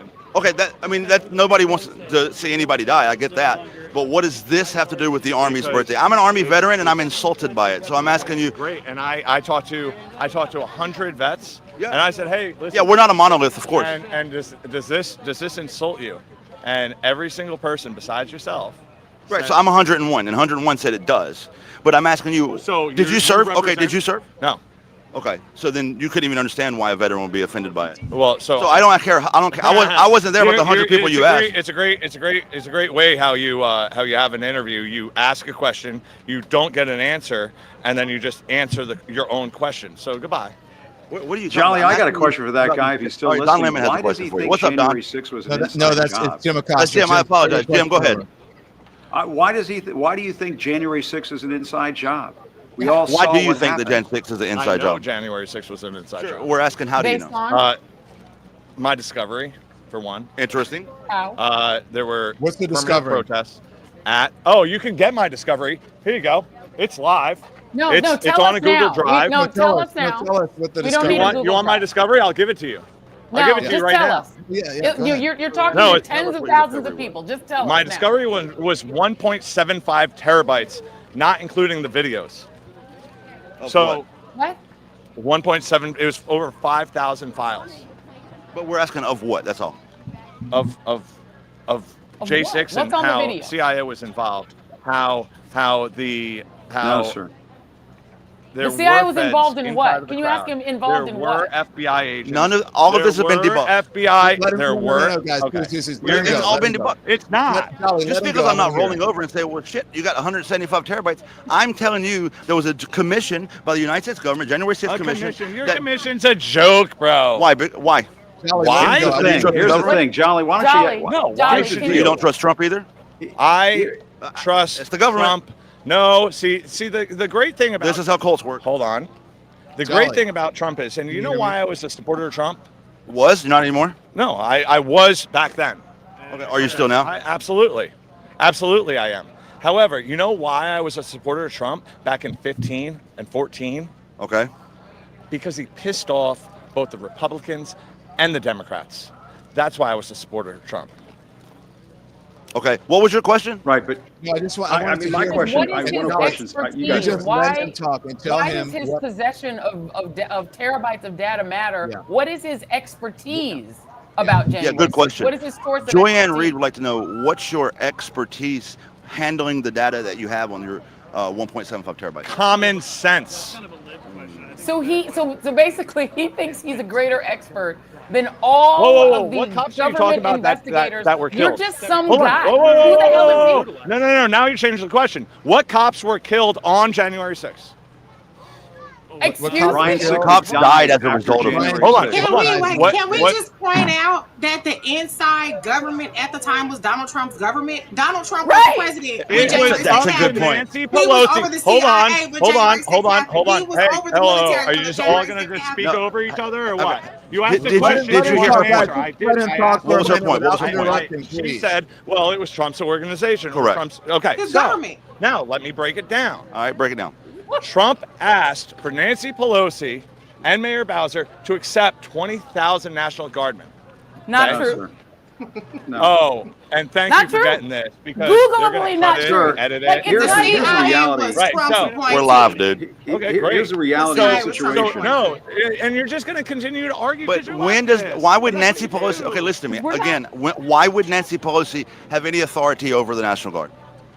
She is in charge Didn't Donald Trump of, send the National Guard to She LA? is in charge of the actual security of that day. Why would Nancy Pelosi have She any? is in charge. Who's in charge of the security? Who's in charge of the National Guard?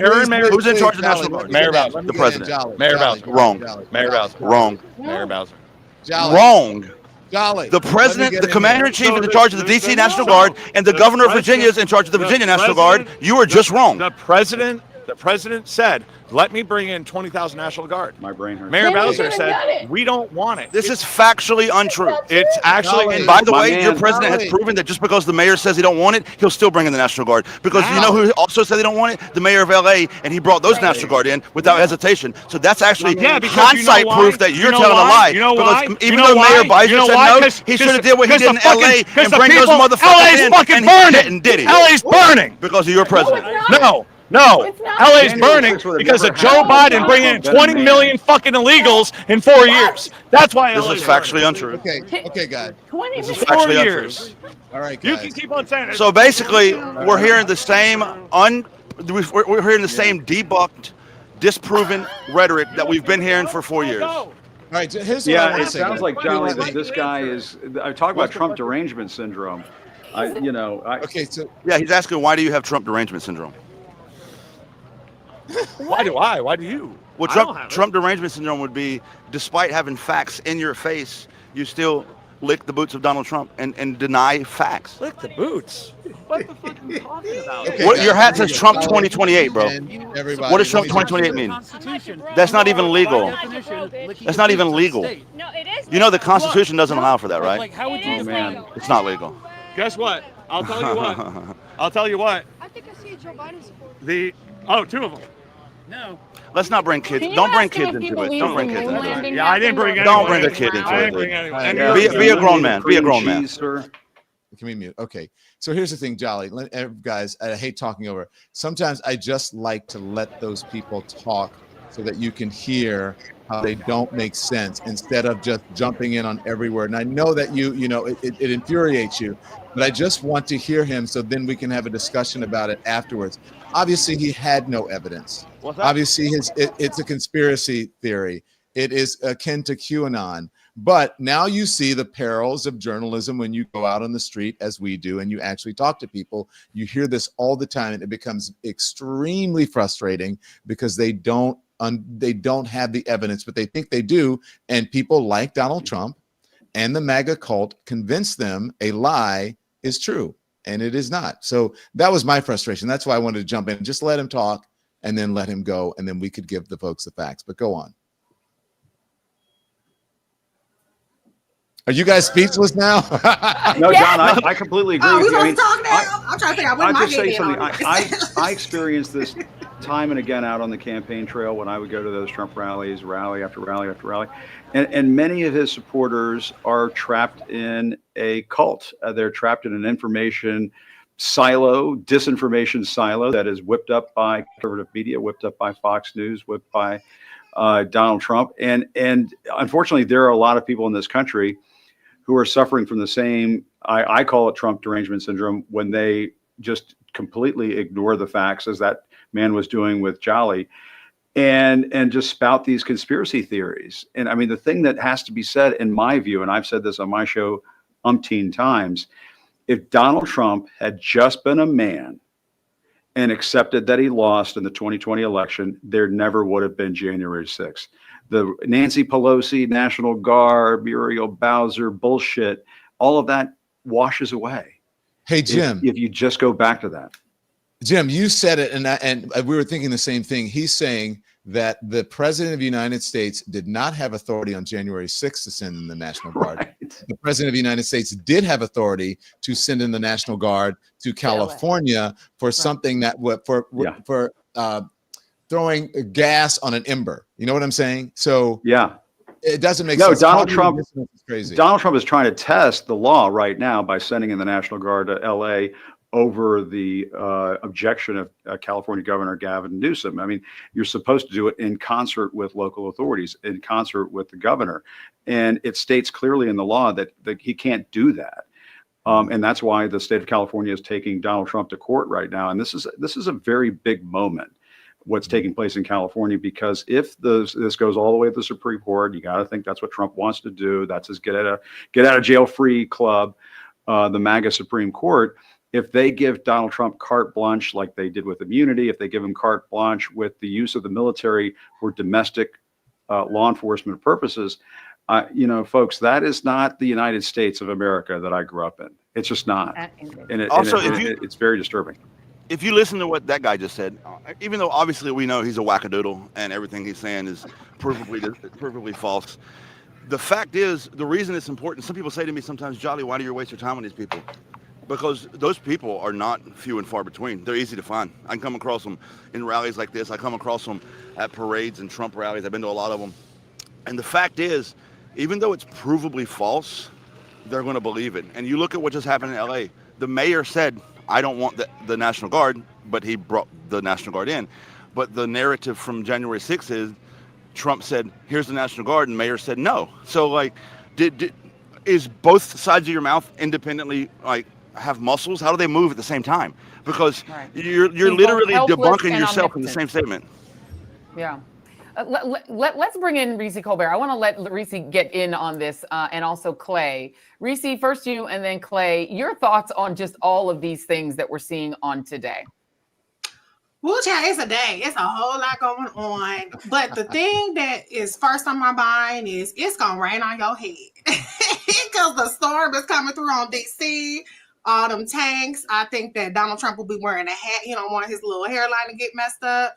So I do appreciate that there's going to be a little bit of karmic justice in the weather and raining on this really ridiculous, frivolous parade. And it can't look any more frivolous on the day where we have politically targeted assassinations, when we have a Middle East conflict with bombs raining down on Iran and on Israel, and then we have protests around the country because of this authoritarian regime that has completely suspended the Constitution as much as they possibly can, while they have the audacity to parade the army around, where we have Marines in Los Angeles detaining a veteran trying to get to their veterans appointment, when we have a U.S. senator who was, violently attacked and thrown to the ground for exercising his oversight of duty. So this is supposed to be projecting strength when America looks like weak ass bitches right now. We are in complete turmoil. The president has no control whatsoever, and it's only going to get worse. And the last thing I would say is, I wouldn't care about that goofy ass man in them ugly ass overalls, those ridiculous boots, and that stupid cowboy hat, in his opinion, but for the fact that that side has the guns. So, do I need them to be anti-Trump? No, I just need them to calm down, simmer down a little bit. Okay, if y'all have your little group chats, whatever, but hopefully somebody is monitoring them, because when shit hits the fan, I want to be as far away from them as possible, and I want them to be as unweaponed or whatever, they just unmanned as possible, because that is dangerous. It might be funny to some degree. It is ridiculous, and I don't think we're going to win them over.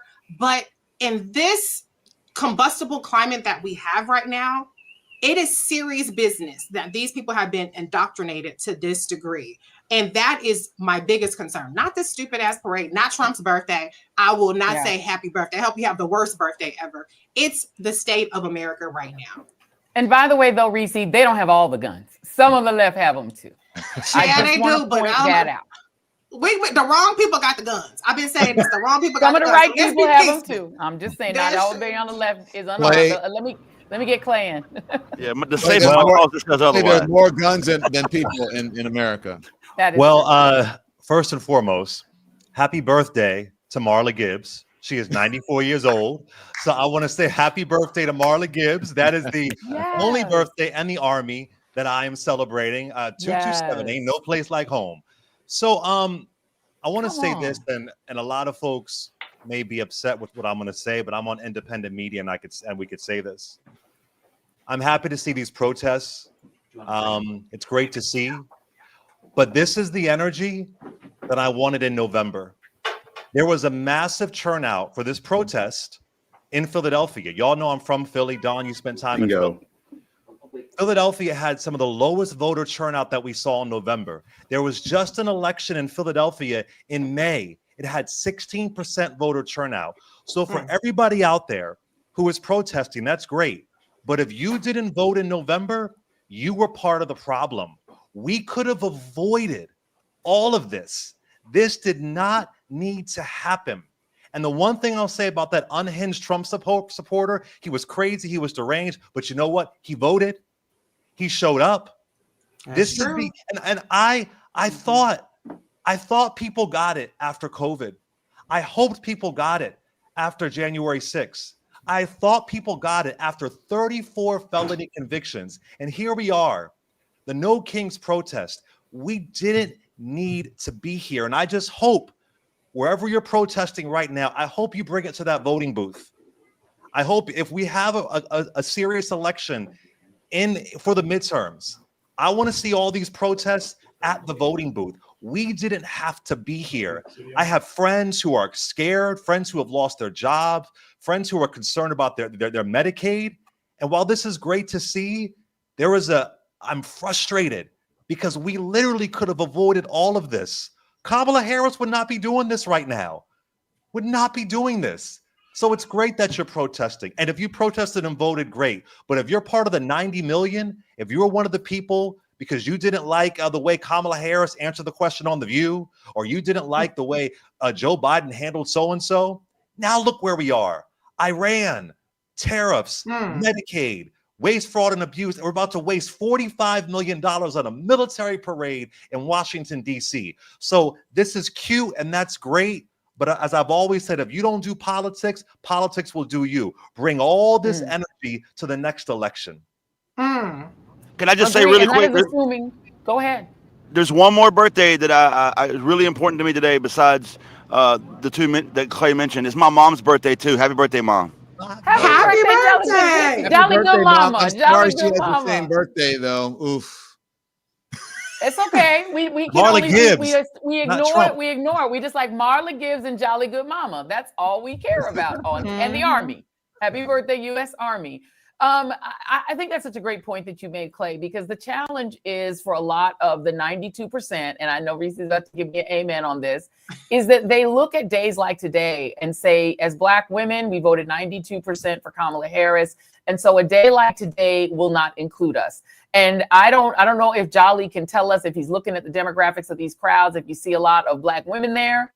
But there's a great reluctance to get on board in these protests or to stand up for these undocumented brown folks when they know a lot of brown folks voted for Trump. And I wonder, Jolly, can you tell us, do you see a lot of diversity in the crowd today?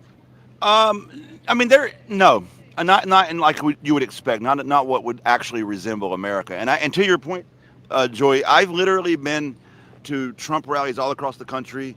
And those crowds are by and large predominantly white crowds. And in fact, I witness at the Trump rallies, they'll have the people that are working the rally go through and pick out people that are not white. Hey, you come stand behind the stage. Hey, you come stand right up front. Because there's not enough diversity in the crowd for them to take the chance of it looking non-diverse. So they have to pick out the people that show up that's not white. Yeah. And so, Reese, when you look at this and you see that, and I've had a lot of folks in mind when I posted that this live was going to be happening, I did get some responses that said, miss me with that. I'm not supporting these people. America made its choice and it had nothing to do with me. What do you say back to folks who say that? You know what? I mean, November 6th, 7th, whatever, I was like, y'all chose a side. Stand in and stand on business. Like, that's what y'all wanted. That's what y'all gonna get. Watch how it works out for you. So a lot of it is some I told you so energy. However, as a person of conscience, as a mother of a Black daughter, as a wife to a Black husband, this is something that very much concerns me. My citizenship is something that concerns me. The world my daughter gets to grow up in with climate change and all kind of shit. If she gets to still have bodily autonomy, the police being empowered to have National Guard, Marine, all kind of people and shit now walking the streets. This is very much my fight too. Now I'm going to Erykah Badu concert after this. That's why I'm gonna hop off in a couple minutes. So it's not my fight today at this exact moment, but in theory, it is my fight. I'm not gonna, philosophically and politically check out because this country chose this path. What I think my charge is, and what I challenge Black women to do, who do feel disaffected from the choice that was very clear cut, is to hold those closer to you. Don't turn inward and don't turn apathetic, but at least make a difference in your community. It's a lot of people talk about what they ain't gonna do. You don't need an announcement. You can go ahead and be peaceful. You can go to the concert with me, clap your fan, have boots on the ground, go to your Juneteenth picnics. But what you cannot do is don't go to sleep, because before the Republicans stole Stay Woke, we had it because we knew what was at stake. And so there is no comfort that anybody should feel. Black woman, Black man, any race, creed, anything. There's no comfort anybody should feel in the state of this country right now. You can mind your business all you want to, but Clay just said it. Politics is going to do you. And Black women have been on the forefront, and many of us still are. So I just want us to understand that as much as rejection that we felt, as much vindication that we feel for everything we warn people about happening, we still have to at least stay woke. Amen. Amen. May I just add? Go ahead, Clay. I completely agree, but I also want to add, when we think about the 92% number, that's the number of folks who came out to vote. But in Philadelphia, in Detroit, in a lot of areas in the South, what it appears early on is even our voter turnout numbers were way too low. And yesterday, I was working a panel with Jasmine Crockett for the late documentary on Barbara Jordan. And I think about, she was the first Black woman elected to Congress from Texas. And I think about the sacrifice that she put in and the advocacy that she put in. So I want us to show up, not to save democracy, to save ourselves.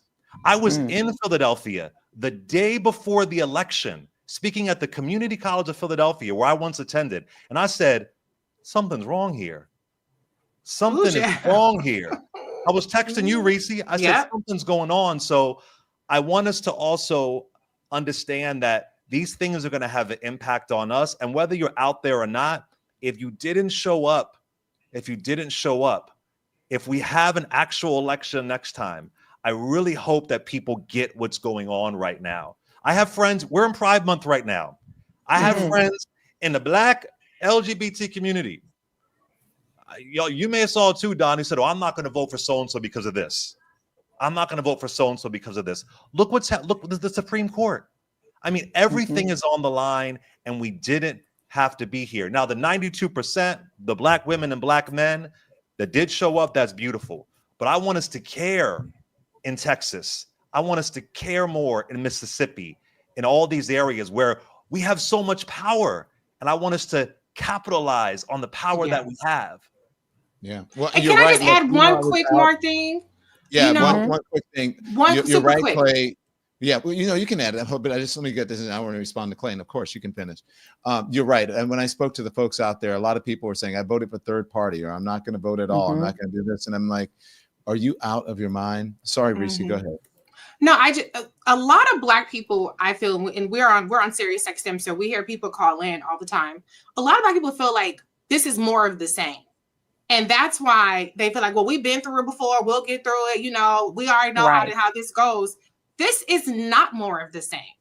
This government is being dismantled brick by brick. So the things that our ancestors and people who are still with us today built to protect us so that we get to the point of comfortable where we felt like, well, we voted, that's all we had to do. When the people a couple decades ago, that wasn't all they had to do. They had to do a whole lot more. It is not more of the same. It is more dangerous than any point we have seen in our lifetimes. So this isn't just the same old racist America, the same old America where it's rigged against Black people. It's not. When they are dismantling, our healthcare, they're dismantling our civil rights, they're dismantling the programs that keep people housed, that put food on people's tables. People who work hard, people who have no capacity to get the money to afford these things any other way. That's not more of the same. When COVID happened, the government got in. They said you can't kick people out of their homes, whether they're renting, whether they have a mortgage. They said you get more unemployment. They said, okay, everybody gets free shots. That shit is over. That's gone. That's done. This administration has no intention of doing what the government has always been there for people, maybe not to different degrees, to do, to protect people from its own doing. So I just want people to understand this is not more of the same. This is not, I'm not saying it's not, it hasn't been worse in the past, but what they're marching down with Project 2025, 42% done according to Project 2025.observer, is not more of the same, people. It's not. That goes for Black people and everybody. Amen. Reese and Clay, thank you guys so much. Make sure you catch their show. Tell the folks where we can get you guys. I'm over at Clay Kane. The Clay Kane show airs every Monday through Friday at 12 p.m. Eastern Standard Time. And pre-order my next book, Burn Down Master's House. It's really relevant for right now. I'm burning it down. Okay. Yes. And Amen. I'm Reid Report on socials. I have the Reid Report show. It just aired before I got on here. That's Saturdays on Sirius XM Urban View. I'm on Clay's show Tuesdays and Thursdays. Roland Martin on Thursdays as well. And my new game, Am I Tripping? Am I Tripping game is for sale right now. Okay. Thank y'all for having us. Yes. Thank you very We much. love y'all. Thank you both so much. Really appreciate it. Don, we got 2 more guests coming up. You want to intro them or shall I? No, go for it, Joy. Okay, well, let's bring on Margaret Wang, and she is the current president and CEO of the Southern Poverty Law Center, very relevant on today. And our dude, Ellie Mistal. I take personal credit for his hair being as it is. He did try to cut it. He'll tell you the story separately. But thank you both for being here. I want to start with Margaret. Hi, Thank you so much. Hi, I know y'all have Ellie. been backstage a minute. Hi, Margaret. Hi, Ellie. Welcome. Hi, guys. How are you? Hey, y'all. Good to be here. Margaret, talk a little bit about the context that we find ourselves in today. We did see tragic political assassinations in the state of Minnesota this morning, and then we will close this evening with a Kim Jong-un style birthday parade for Donald Trump with tanks rolling in the streets of America. Your thoughts? Yeah, it's pretty amazing, Joy. We released our annual Year in Hate and Extremism report just 3 weeks ago, and we have seen just incident after incident of violence and repression since that time, all led by this White House. Of course, the assassinations that you talked about from earlier this morning. We've also seen the military parade and the threat to harm protesters who might object to this parade and this president's views. And we've seen the tearing apart of families, of immigrant families and communities across this country in really unspeakable ways. So this has all happened in the last 3 weeks and is really a reflection of the complete mainstreaming of hate and extremism into our politics, into the White House, led by this president. It's really frightening. And, you know, Ellie, to add you to the conversation, we've also seen a use of the military that we've never seen before. It's been since 1965 that the National Guard has been deployed in American state, and that was to Alabama because of John Lewis and others being beaten on the Edmund Pettus Bridge. But now it is to threaten, fellow California citizens if they dare to protest against ICE dragging people off to God knows where. But also we've seen what sure does look like a violation of the Posse Comitatus Act. We talked to Glenn Kirshner about that earlier by having Marines literally in the streets of Los Angeles. Your thoughts on all of this? Yeah, first of all, thank you so much for having me. Hopefully I will say something that will get you guys kicked off of another platform. That's always my goal. Good luck with that. Good luck with that. They love us on YouTube and Substack. I'm going to try my best. So I wrote about the Posse Comitatus Act in The Nation earlier this week. One of the things that people need to remember about Posse Comitatus, it's that it's a white slaveholder law. It is a law that was passed as part of the end of Reconstruction, meant specifically to prevent the president from using the military to enforce voting rights laws in the South. That's why that law is here. So when people say that this hasn't been violated or used since 1965, again, that's not exactly true, because when LBJ deployed the National Guard against the will of the state governors of Alabama, the way that he did that was to first invoke the Insurrection Act and then deploy the troops. The Insurrection Act short circuits Posse Comitatus. Trump hasn't done that because there is no insurrection. So even in the 1965 context, what Trump is doing is unprecedented. But Posse Comitatus does have, as I wrote, some holes in it, some wiggle room in it, because it's a slaveholder law, and during the 60s, both JFK and LBJ overcame that to protect the rights of Black people. I've been telling people all week, much as you might not like what Trump is doing now, let's remember, by getting around Posse Comitatus, that's why Ruby Bridges didn't get lynched on the way to school. That's why we just have pictures of people yelling at her, because we needed to have troops then. So one of the things that I've been doing, and one of the things I've been trying to do generally from 30,000 feet during the Trump administration, is to focus and look on how he is using power maximally. And then ask, maybe now that we've seen this, Democrats could do the same damn thing when they get power, right? So what he's doing right now with sending troops, I argued on your air that Biden should have sent troops into Texas to provide abortion services after the Supreme Court overturned Roe v. Wade, because the military is not subject to the state laws banning abortion. That would have been an example of Democrats using power maximally. So that's an example of what we're seeing here. Trump always uses every shred of power and then some, every inch of power and then the full mile. He always uses everything he has to the maximum effect. Now, from my perspective, it's a horrible effect.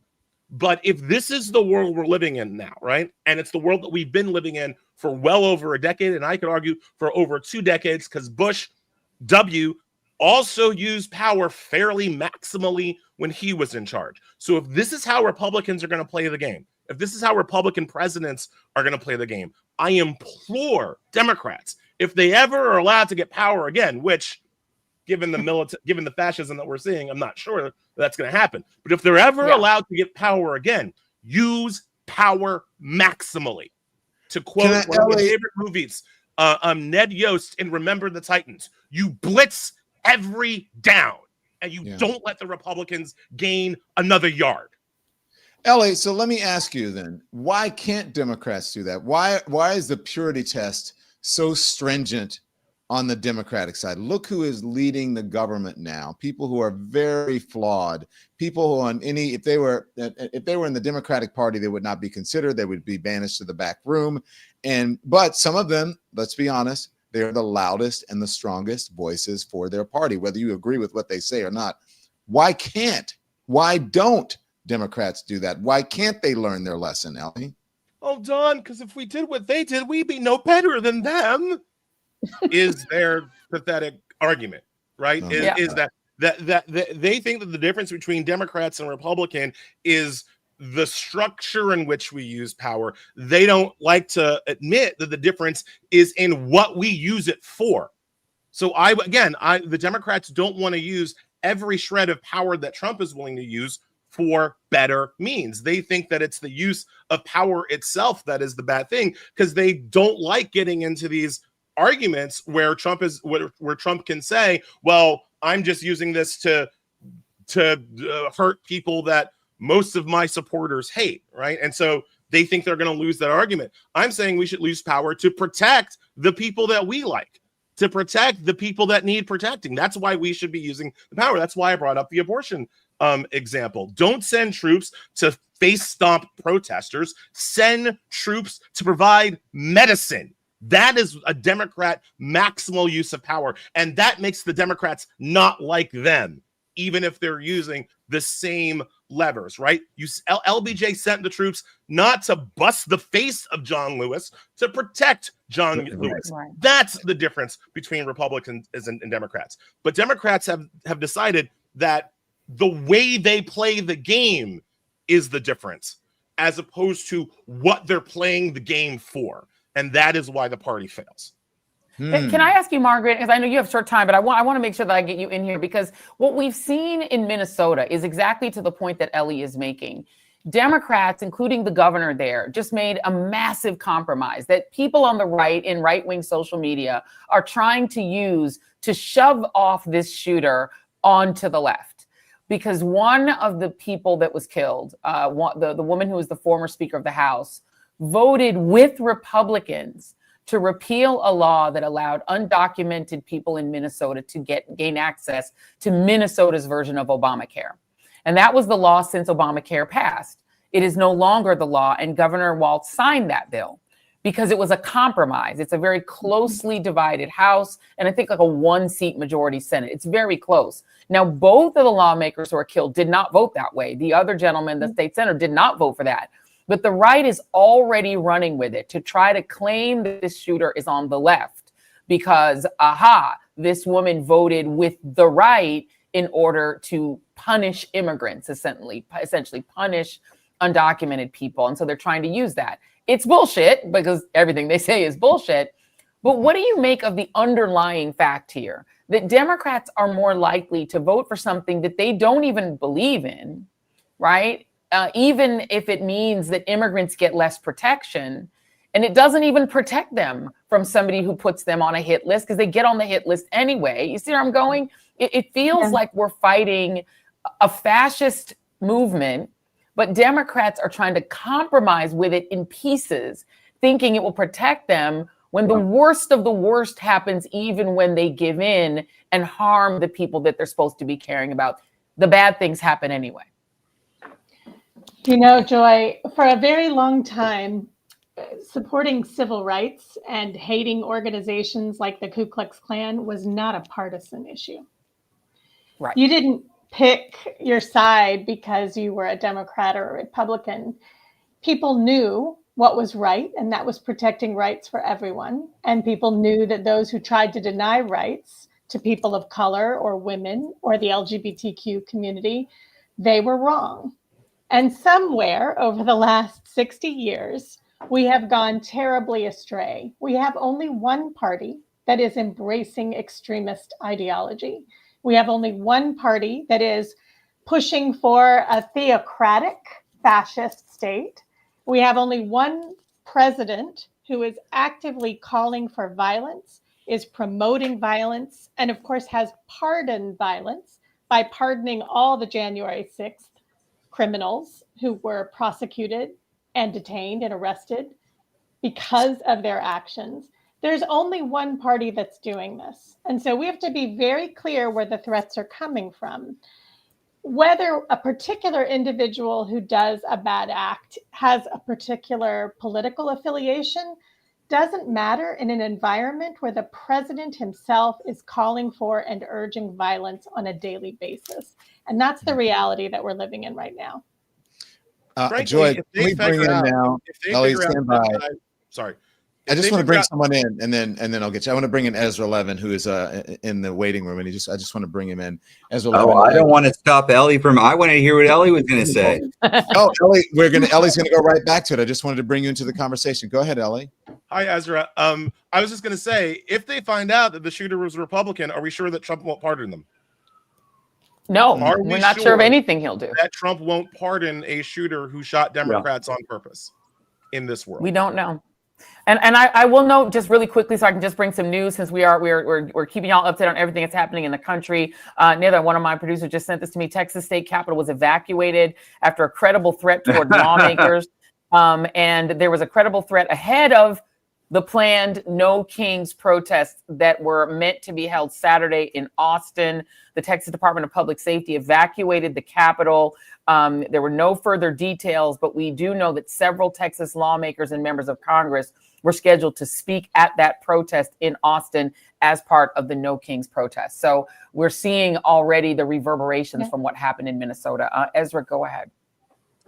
Look, this is a president that instigated a violent attack on the Capitol, and given the first opportunity, pardoned those violent insurrectionists at the Capitol earlier this year. I think it's no surprise to us that this guy is not somebody who embraces peaceful participation in the political process. But what we know from the fight against authoritarianism worldwide is there is only one effective response to chaos and political violence, and that is broad-based, ideologically diverse, geographically dispersed, mass, peaceful people power. That's what works. So it is our responsibility in this moment to see that chaos and meet it with overwhelming, peaceful, organized, effective protest. And that's what we're seeing all over the country today with these No Kings protests. You think this will be I would effective? just add, Oh, go ahead, Ellie. No, Ellie, go ahead.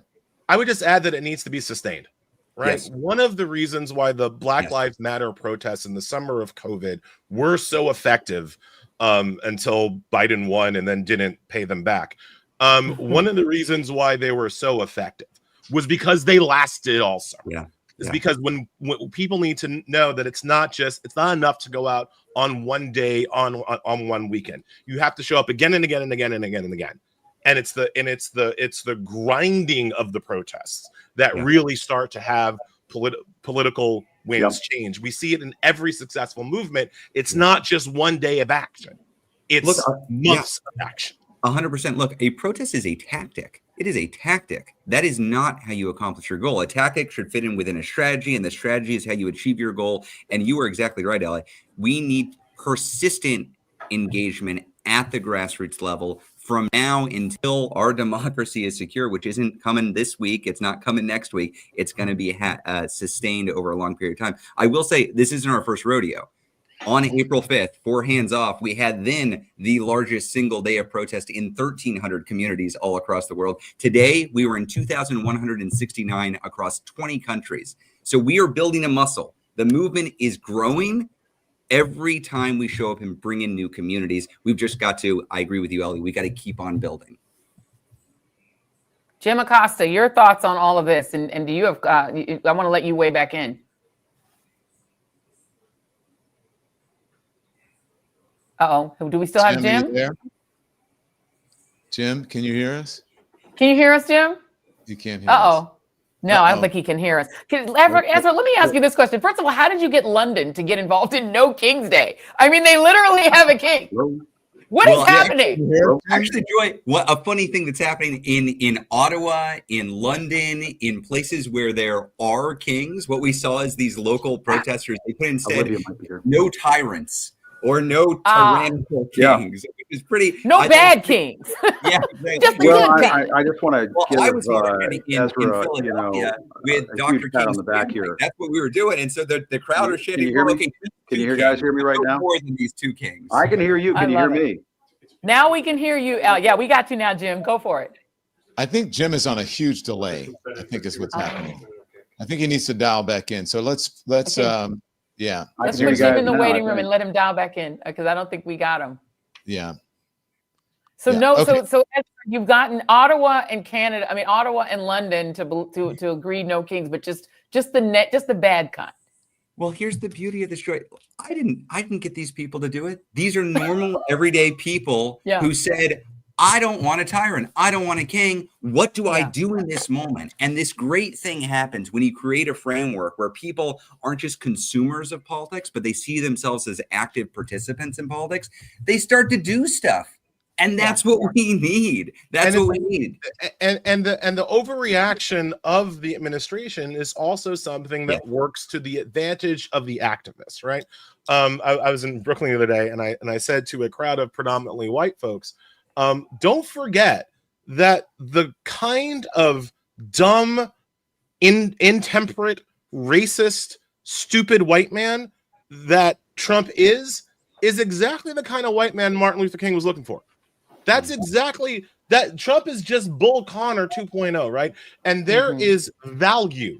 There is dangerous. It's dangerous and it's frightening, but there is value from an activist perspective of going up against the government that is inclined to overreact violently to your peaceful protests. It is what turns, to go back to something that Clay was talking about earlier in the previous segment, it is what turns those 100 million people who sat on the couch. It's what makes them understand that they have to choose a side. Clay was kind of saying, like, if you are protesting but you didn't vote, that's a bad job by you. I am sure that everybody out there protesting today voted. I am sure of that. Protesting is the harder thing to do than voting. I'm sure most, 90% of them showed up to vote. It's when you see these protests and when you realize that you're sitting on the couch isn't allowed anymore, because now you have to choose a side. That's what worked so well for the civil rights movement. That's what worked so well for the gay rights movement, right? Once when the racists and the supremacists start violently overreacting, that's what gets people up off the couch, right? So that's it. I hate to say that because I'm not putting my black ass out in front of the tank, right? Like, right? Like that is not my highest best use, but there will be people who do that, and there will be martyrs made in these moments from this violent, aggressive president, and that is also part of the reason why fascists overplay their hands, because they go straight to the violence and straight to the oppression, and it's what helps these movements grow even larger. I mean, there are martyrs being made right now. There are martyrs being made right now. They are disappearing Americans. They are taking kids off of the street. They are surprising families when they can't get in touch with their kids at universities because they find out that they've been taken to an ICE facility and they can't reach them. Trump is overplaying his hand right now, Ellie. I think you're exactly right. One of the reasons we saw the protests today be as large as they are is because people are talking about the overreach. So for those of us who are fighting for democracy, this is an opportunity, because folks who before maybe even might have agreed with elements of Trump's immigration policy, or maybe were interested in blowing up the system because they don't think politics works, right now they're being turned off. And it's our responsibility as organizers to welcome them into this movement and say, great, you weren't with us before, but you're here now. Let's build together. Jim, can I ask you a question, Jim Acosta? I want to ask you really quick about the media's role in this, because I think one of the things that when you talk about how that Ellie mentioned, the regime goes too far and fascists go too far. I feel like they messed up on LA and they messed up on California. While we were there, it only takes about 10 minutes of being in Los Angeles yourself as a journalist. Do you guys remember that time when it was, and unfortunately it was an NBC News reporter, was supposed to be reporting on a flood? I can't even remember her name, the poor young lady. And she was standing in about 3 inches of water, and when you zoomed out, you realize, ooh, what she was doing is kind of bullshit, right? It was embarrassing, but it's like the media, it keeps playing the same picture of the same electric vehicle burning and that one guy standing on top of a car, and they just keep. And then if you watch it long enough, you're like, oh wait, that's only this. You're showing the same footage because you go 3 blocks from there and there's nothing happening. And meanwhile, you've got the ICE agents from this regime in the parking lot at Disneyland, to the point where that's getting out. There's no gang members in the parking lot at Disneyland, just tourists. And so as they start to overdo it on LA, do you think that might finally trigger the media to go, okay, this is bullshit? That was Michelle. Yeah, Kaczynski, it's a great question, Joy. Honestly, for CNN as well. That was Michelle Kaczynski, who worked for NBC. Yes, ended up working for Michelle Kaczynski. CNN as well. But go ahead, Jim. And I want to ask a question. I want to talk about California too when you're done, Jim. Go ahead. No. I mean, the thing I was going to say is, listen, what Joy is saying is absolutely right.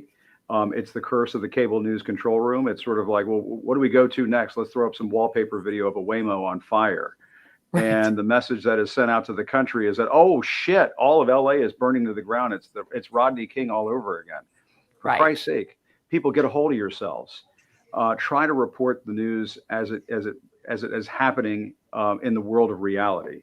And I think one of the reasons why people are turning to independent media, people are tuning into us today by the tens of thousands.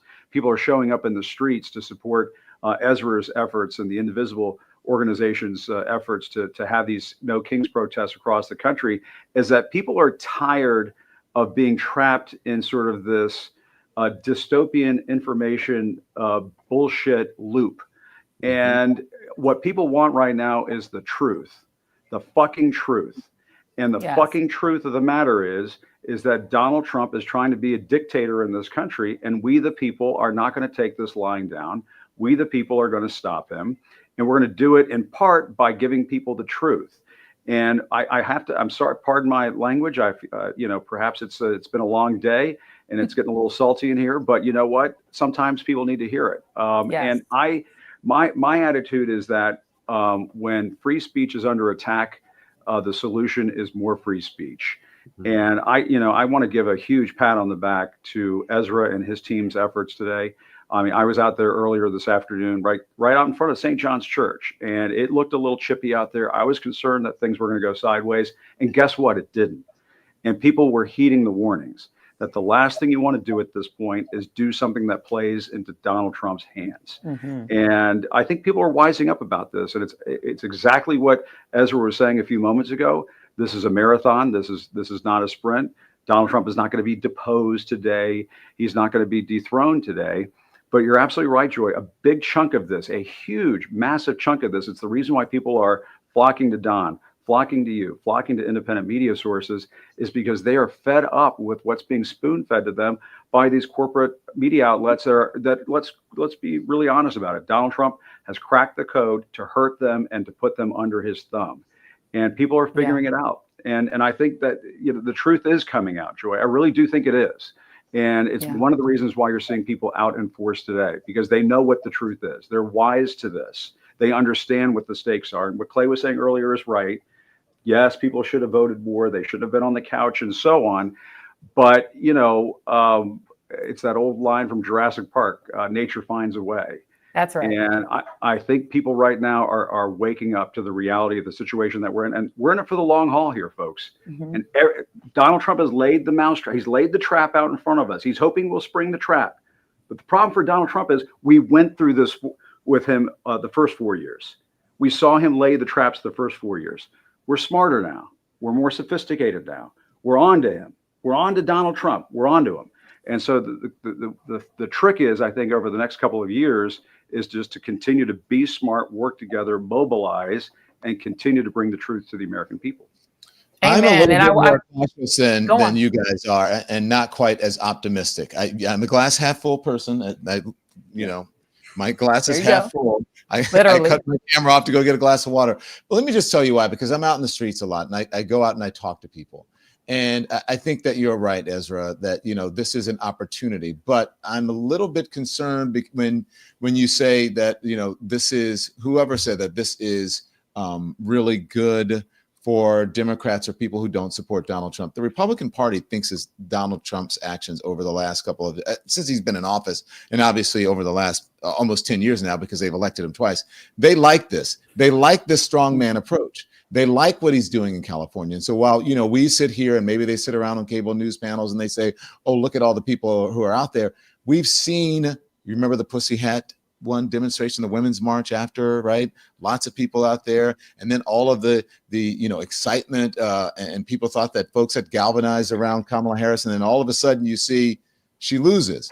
We can talk about that in the, you know, whether we thought it was rigged or not, but whatever. But I am just not as optimistic because I think there's an apathy that Donald Trump sort of pushes out into the ethos and into the universe. And it captivates and I think it diminishes the enthusiasm of Democrats. And I think, and I know that it empowers Republicans or MAGA people. So I hope that you're right, Ezra. I hope that this is an opportunity, but I have seen this movie before and I'm really nervous and afraid that, you know, come 2028, we'll see Donald Trump, if not a version of him, back in the Oval Office, or at least during the midterms, we will see all of the people who we don't want elected into these offices elected again. Well, Can I just say, Don, real quick, because I'm generally a glass half empty person, even though my name is Joy, my name is super ironic. And so I tend to be very pessimistic. I don't believe in this whole trust the voters thing, because they just literally will let you down every time, like the Knicks. Damn you, Knicks. Well, Joy, remember during the election when I'm like, Joy, I'm hearing a lot of Trump. No, I know you were saying that she was going to lose, and I was like, no, I think she's going to win. So that was me being unusually optimistic. Okay, I knew Joe Biden was going to win because I know how people feel about their money. And Donald Trump messed with their money in his first term because he caused a recession. And generally, people vote their pocketbook. And I knew that's why I knew Obama was going to win, especially when he put the old white guy Joe Biden on. I was like, yeah, he's going to win because George W. Bush screwed the economy up so much that, you know, white folks were like, you messed with my money, and they just vote like that, right? But in this case, I have to say I'm a little bit more on Jim's side on this, and I'll tell you why. Because what's happening is that immigration over enforcement is messing with people's money. You now are seeing people who own construction companies say, whoa, hold on a second. You mean you're going to deport my workers? You're seeing farmers say, whoa, whoa, whoa, whoa, whoa, these tariffs, hold on, no US aid? That's where I sold my stuff. But he's changing it, Joy. No, it doesn't matter because what he's not changing is he's on the drug of mass deportation. He's let Stephen Miller run completely wild with his administration. And Stephen Miller must have had every Latina girl in his high school turn him down because he seemed to really hate them people.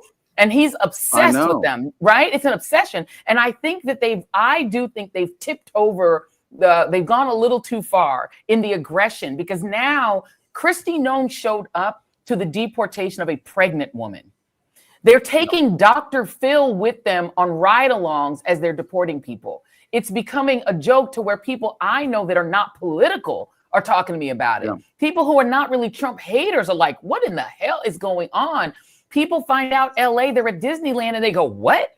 And I think that, no, I don't think Democrats have done a single solitary thing to make themselves more attractive to voters. I think they are completely incompetent in their response to it. But in this case, the Democrats are just going to be the recipients of people's desire to stop the bleeding. And so I don't know if we're going to have free and fair elections. I don't necessarily trust that we're not going to have our elections undermined to the point where no one can vote. In 2026, I think Trump will try to stay in office. In 2028, I think he won't leave willingly. I don't know what kind of a crazy constitutional crisis we're in. I think we're in a Poland moment. I think we're in like the guy in El Salvador. He ain't leaving. He's supposed to be gone too. So I don't think we're going to be rid of Trump, and I don't think Trump can be replaced. JD Vance can't be Trump. This is a cult of him. It's his cult. He's Jim Jones in this bitch. You know what I mean? And Marco Rubio wants it too, and they ain't gonna go for Marco Rubio. His name is Marco Rubio. They're not going for it. Never. I'm sorry. I've been telling people. I don't think never. So. His name is Marco Rubio. No matter how he tries to hate his own people, he brown, and he's never going to be president. I'm going to tell you guys this: JD Vance is a shapeshifter, and I would not be. I would not. JD Vance has no cult. I know at this. Well, that's why if we can go to our friends in Denmark and say, give us Northern Greenland. Give us Northern Greenland. Let Donald Trump, Don Jr., J.D. Vance, he can bring his eyeliner with him. Send him over there. Carve that out. There's a lot of white up there. It may be snow, but there's a lot of white. A white ethno that might be attractive to them. And by the way, Don, can I give you one more piece of data before we go? I know we're supposed to leave. Joe Rogan is starting to criticize Donald Trump's immigration policy. There you go. That is a Candace signal. Owens is criticizing his freedom of speech on college campuses. So I mean, and you've got Tuckums going at him on letting Israel start World War III. They see something in their own listeners that's going askew. So that's a sign to me that Trump ain't on a winning page at this moment. We just have to see how much destruction he does before he goes into his dotage. Fully. Can I play something? I want all of us to respond to this because I like hearing from the people, okay? And so I'm going to play some things that you guys have talked about in all this discussion. I'm like producing in my phone here. Right? I mean, everybody's like, why is Don not talking? What's he looking at? So this is a man from a family from California that I want you guys to listen to, okay? Here it is. How do you guys feel about what's happening with the protests in Los Angeles? Well, first of all, it breaks your heart. And then you come outside of Los Angeles and you see what people are seeing on the news and how it's not reflective of what's really happening. Somebody just poked the beehive and made it what it really isn't. It's very ingrained community, and so it just breaks your heart, and it's unnecessary. What do you mean poke the beehive? Who did that? The administration, Donald Trump, Stephen Miller. There was no reason to go in there and do that. Yanking families apart, tearing cities apart. It's bad for this country. It's bad for all of us. What do you think about what your dad said? There you go. I 1000% agree. It's awful. Was there any reason to send in the National Guard or the Marines? Zero, none. It made everything worse. It made people panic. It makes the country turn against LA. There was absolutely no reason to do that. That's what I mean by poking the beehive. He just stirred everything up for no reason. Thank you. Yeah. Nice to meet you. Go ahead, Jim. You were shaking your head. That's a good one. That's a good one. I'm telling you, I agree with what Joy's analysis was saying about, people, their ox getting gored, economically speaking, because of the mass deportations and so on. But I also do think at the end of the day, and I know it sounds Pollyannish and so on, I do think there's a decency in the American people that is going to reject the cruelty and the harshness and the nastiness of these mass deportation roundups. And I've been saying this on my show, and I'll say it until I'm blue in the face. The biggest lie of the 2024 campaign is that we're going after the gang members and the criminals. That's right. And they're rounding up abuelas, they're rounding up mixed status families, they're knocking out windshields and car windows and dragging people out off to the ICE detention centers. And people are absorbing that information, they're absorbing those visuals, and they're saying, I didn't sign up for that. And that maybe I voted for it, but that's not what I want. And that's not who I am as an American. And I just don't think we're that kind of people. I just don't see it happening. And I think unlike Nazi Germany, unlike 1930s fascism that we saw in the 20th century, we have these. We have TVs, we have media around us at all times. And when that cruelty is put up to our faces, I think by and large, human beings, no matter their nationality, reject that kind of cruelty. Stephen Miller, when he goes to his bat cave at night, hangs upside down and drinks the blood of puppies that are killed by Kristi Noem, he may be okay with all that shit. But most Americans are not. Most Americans do not want that kind of shit going down in this country. Yeah, I mean, Jim, he's no Nosferatu, so of course he feels that way. But I have to say one more thing really quick, John, and I'm gonna. Oh, I got to send Jim a letter and tell Jim that he's going to be suspended from this network pending an investigation on his. Oh, sorry. Maybe I should have tweeted that. He goes down like Moran, yeah, and big ups to Mr. Moran, who's gone independent as well. But no, I have to say, the leader of Latinos for Trump is now condemning not just Trump but Marco Rubio, there are signs up, there are billboards up in Miami calling Rubio a traitor, because he's turned on his own Venezuelans and Cubans that he's claimed to like. There is a rapper. My favorite story in this whole nightmare is El Funky.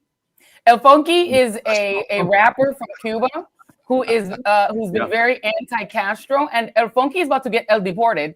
And El Funky is a big Trump supporter. And if you go deport El Funky, and you're not seeing Marco Rubio step forward to defend El Funky, I think he might have his case stalled. I think he might be able to stay in the country.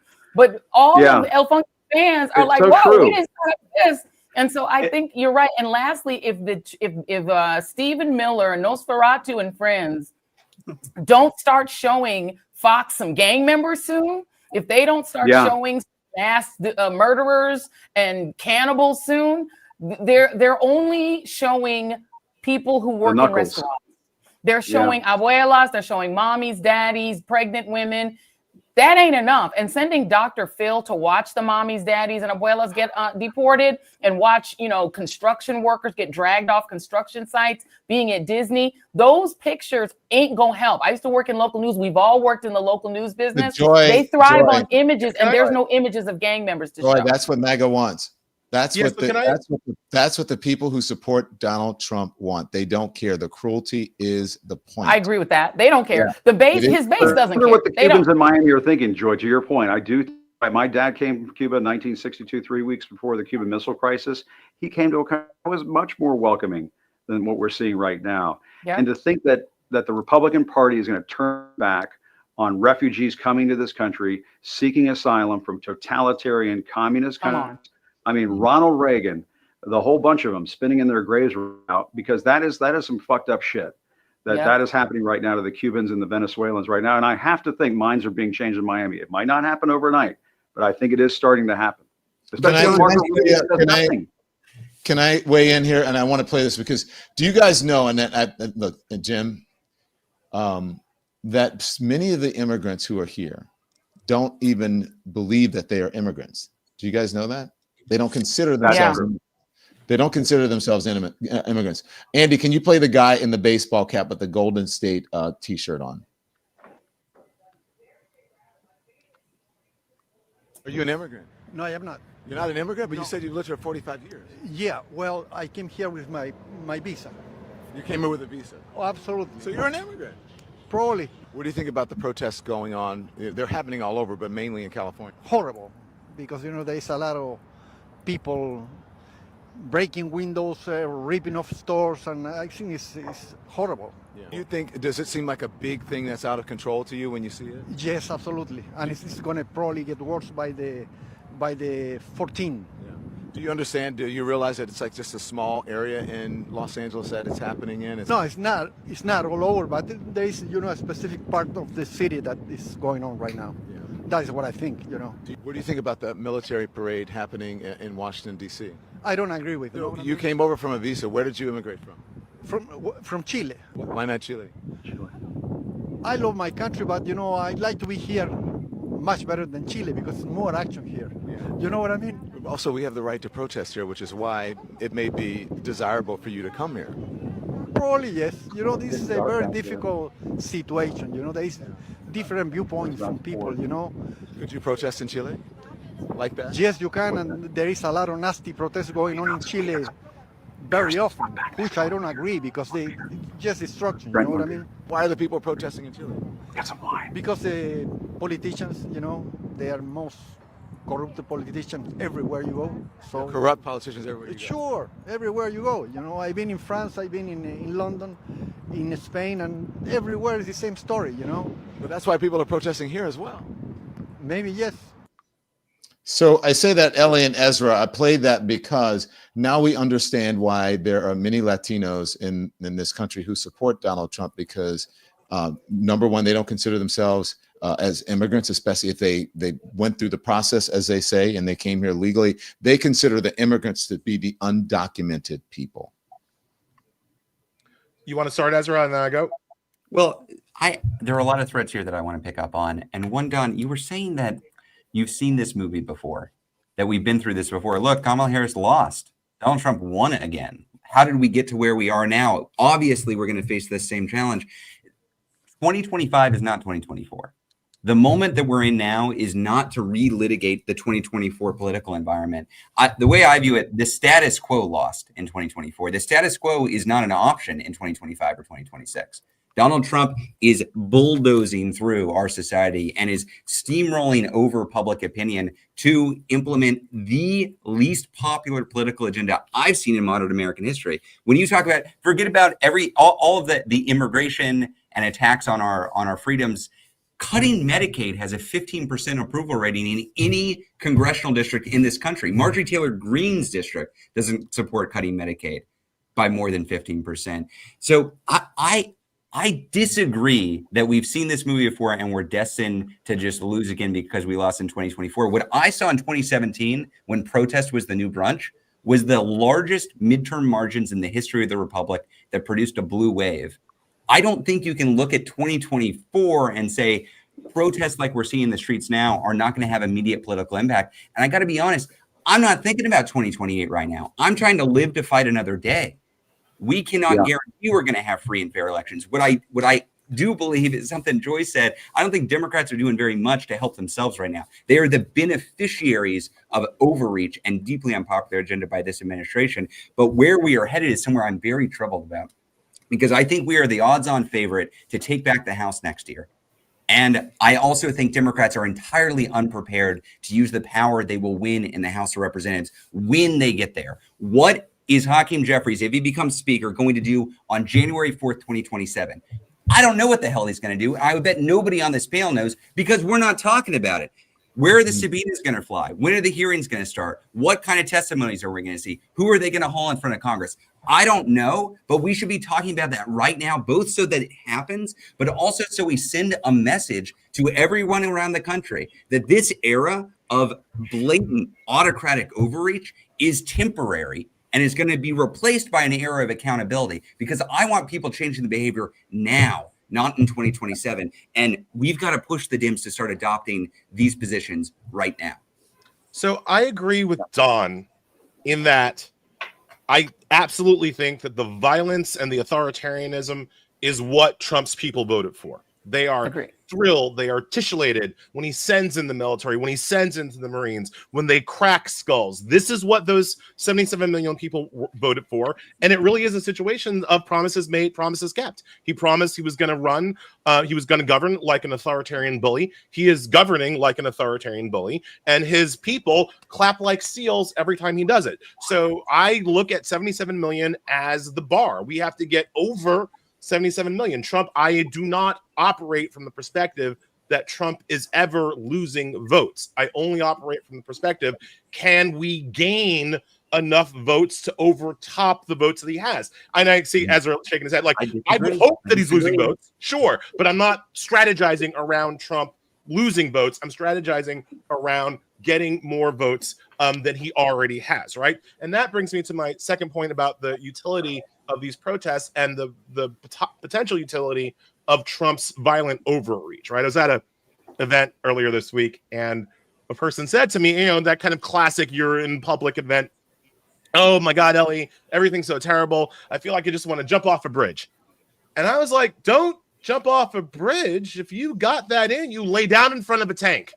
Because that's actually what make your death useful, if that's where you are in your life right now, right?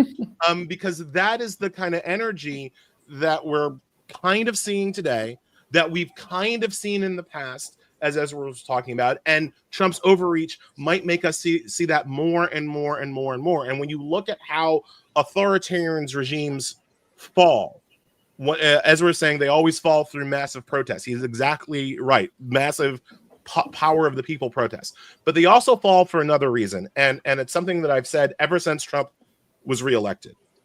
It is easy to inspire people to violence. It is easy to get people to hate and get people to be willing to punch their enemies in the face. Trump can do it. Quite frankly, the Democrats can do it. If they could get their head out of their ass long enough, they could do it too. But the thing that breaks regimes is when people are not just willing to fight, they're willing to die. It's when you've got those protesters in Selma that are willing to die for it, not fight, not go, you know, everybody wants to get in the boxing ring. No, these people were willing to lay down their lives to stop the fascist regime in the South in the 50s and 40s and 30s. And when we get to that moment here in this country, I don't know that we're there at that moment right now, but I can see it from where we are. We can see it from where we are. And when we get to that moment that people are willing to die to stop him, that is when the regime breaks. Right now, I still think that our biggest ally in this moment is the Big Mac, right? Like at some, like, you know, we're one coronary away from having you know, a different kind of conversation. Right? So I'm rooting for the big man. I will tell you, Ellie, Fidel Castro lived a very long life. I was just going to say. You can't count on the quarter pounder with cheese. No. Here. And by the way, the more evil you are, the more the devil props you up and keeps you alive. Ellie, you Donald dropped Trump my does not biggest eat ally vegetables, and he's right alive. now, our biggest ally is the mortal coil. But Ellie, here's what Ellie, the biggest thank ally you. is the Ellie and Ezra, we got to go. We got to go. Thank you. Okay, Ellie, to be continued. To be continued. It was a great conversation. Thank you. Thank you very much. Can we get Jolly. one more live report from Jolly Good Ginger before we we're wrap gonna get this Jolly puppy in. up? Go for it, Jolly. Yeah, I wanted to give you guys some breaking news. This brings me the most joy. I'm in DC right now. The skies have turned very morbidly gray. Rain has started, and it occurred to me that in this white Christian nationalist movement, that God is quite literally about to rain on his parade. So, breaking news: God hates Donald Trump. I'm looking down here. There's a lot of people walking by the White House right now. So you might be right, Jolly. I think they're leaving the mall as we speak. You might be right about that. Let me just say this. It was an honor and a pleasure to work with all of you. I appreciate and respect. Do you guys know what we did? This is pretty revolutionary. Yes. This was cool.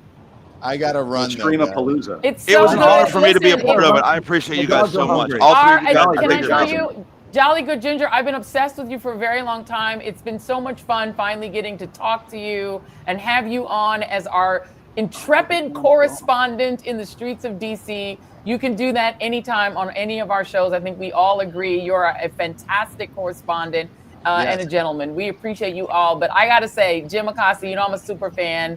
Don Lemon, you know I'm your shadow publicist. You two are the best in the business, and I'm so glad that all three of you were able to be here. And this was awesome. This was an honor. Thank you all very much. Yeah. Thank you for having me. Joy, you're amazing. Jim, you're amazing. Don, love you guys. Thank you, Jim. Bring your doggie next time. I will. I got to bring my dog's upstairs. Yeah, where's Nala? Oh, and there she's here. Nala. That's a fail on my part. Yeah. My dog's asleep. We put her to guys. sleep. And so, right, Andy, love you guys. Love you, Joy. Love give you, me the Don. full screen of the America Fights Back. Good job, You have been watching America Fights Back with Don Lemon, Joy Reid, and Jim Acosta. And I'm just so happy that we did this, and I appreciate all of you for watching.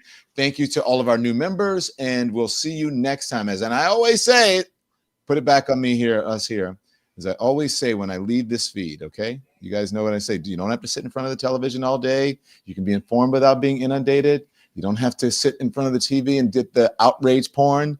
And here's what I want you to do. Turn the TV off.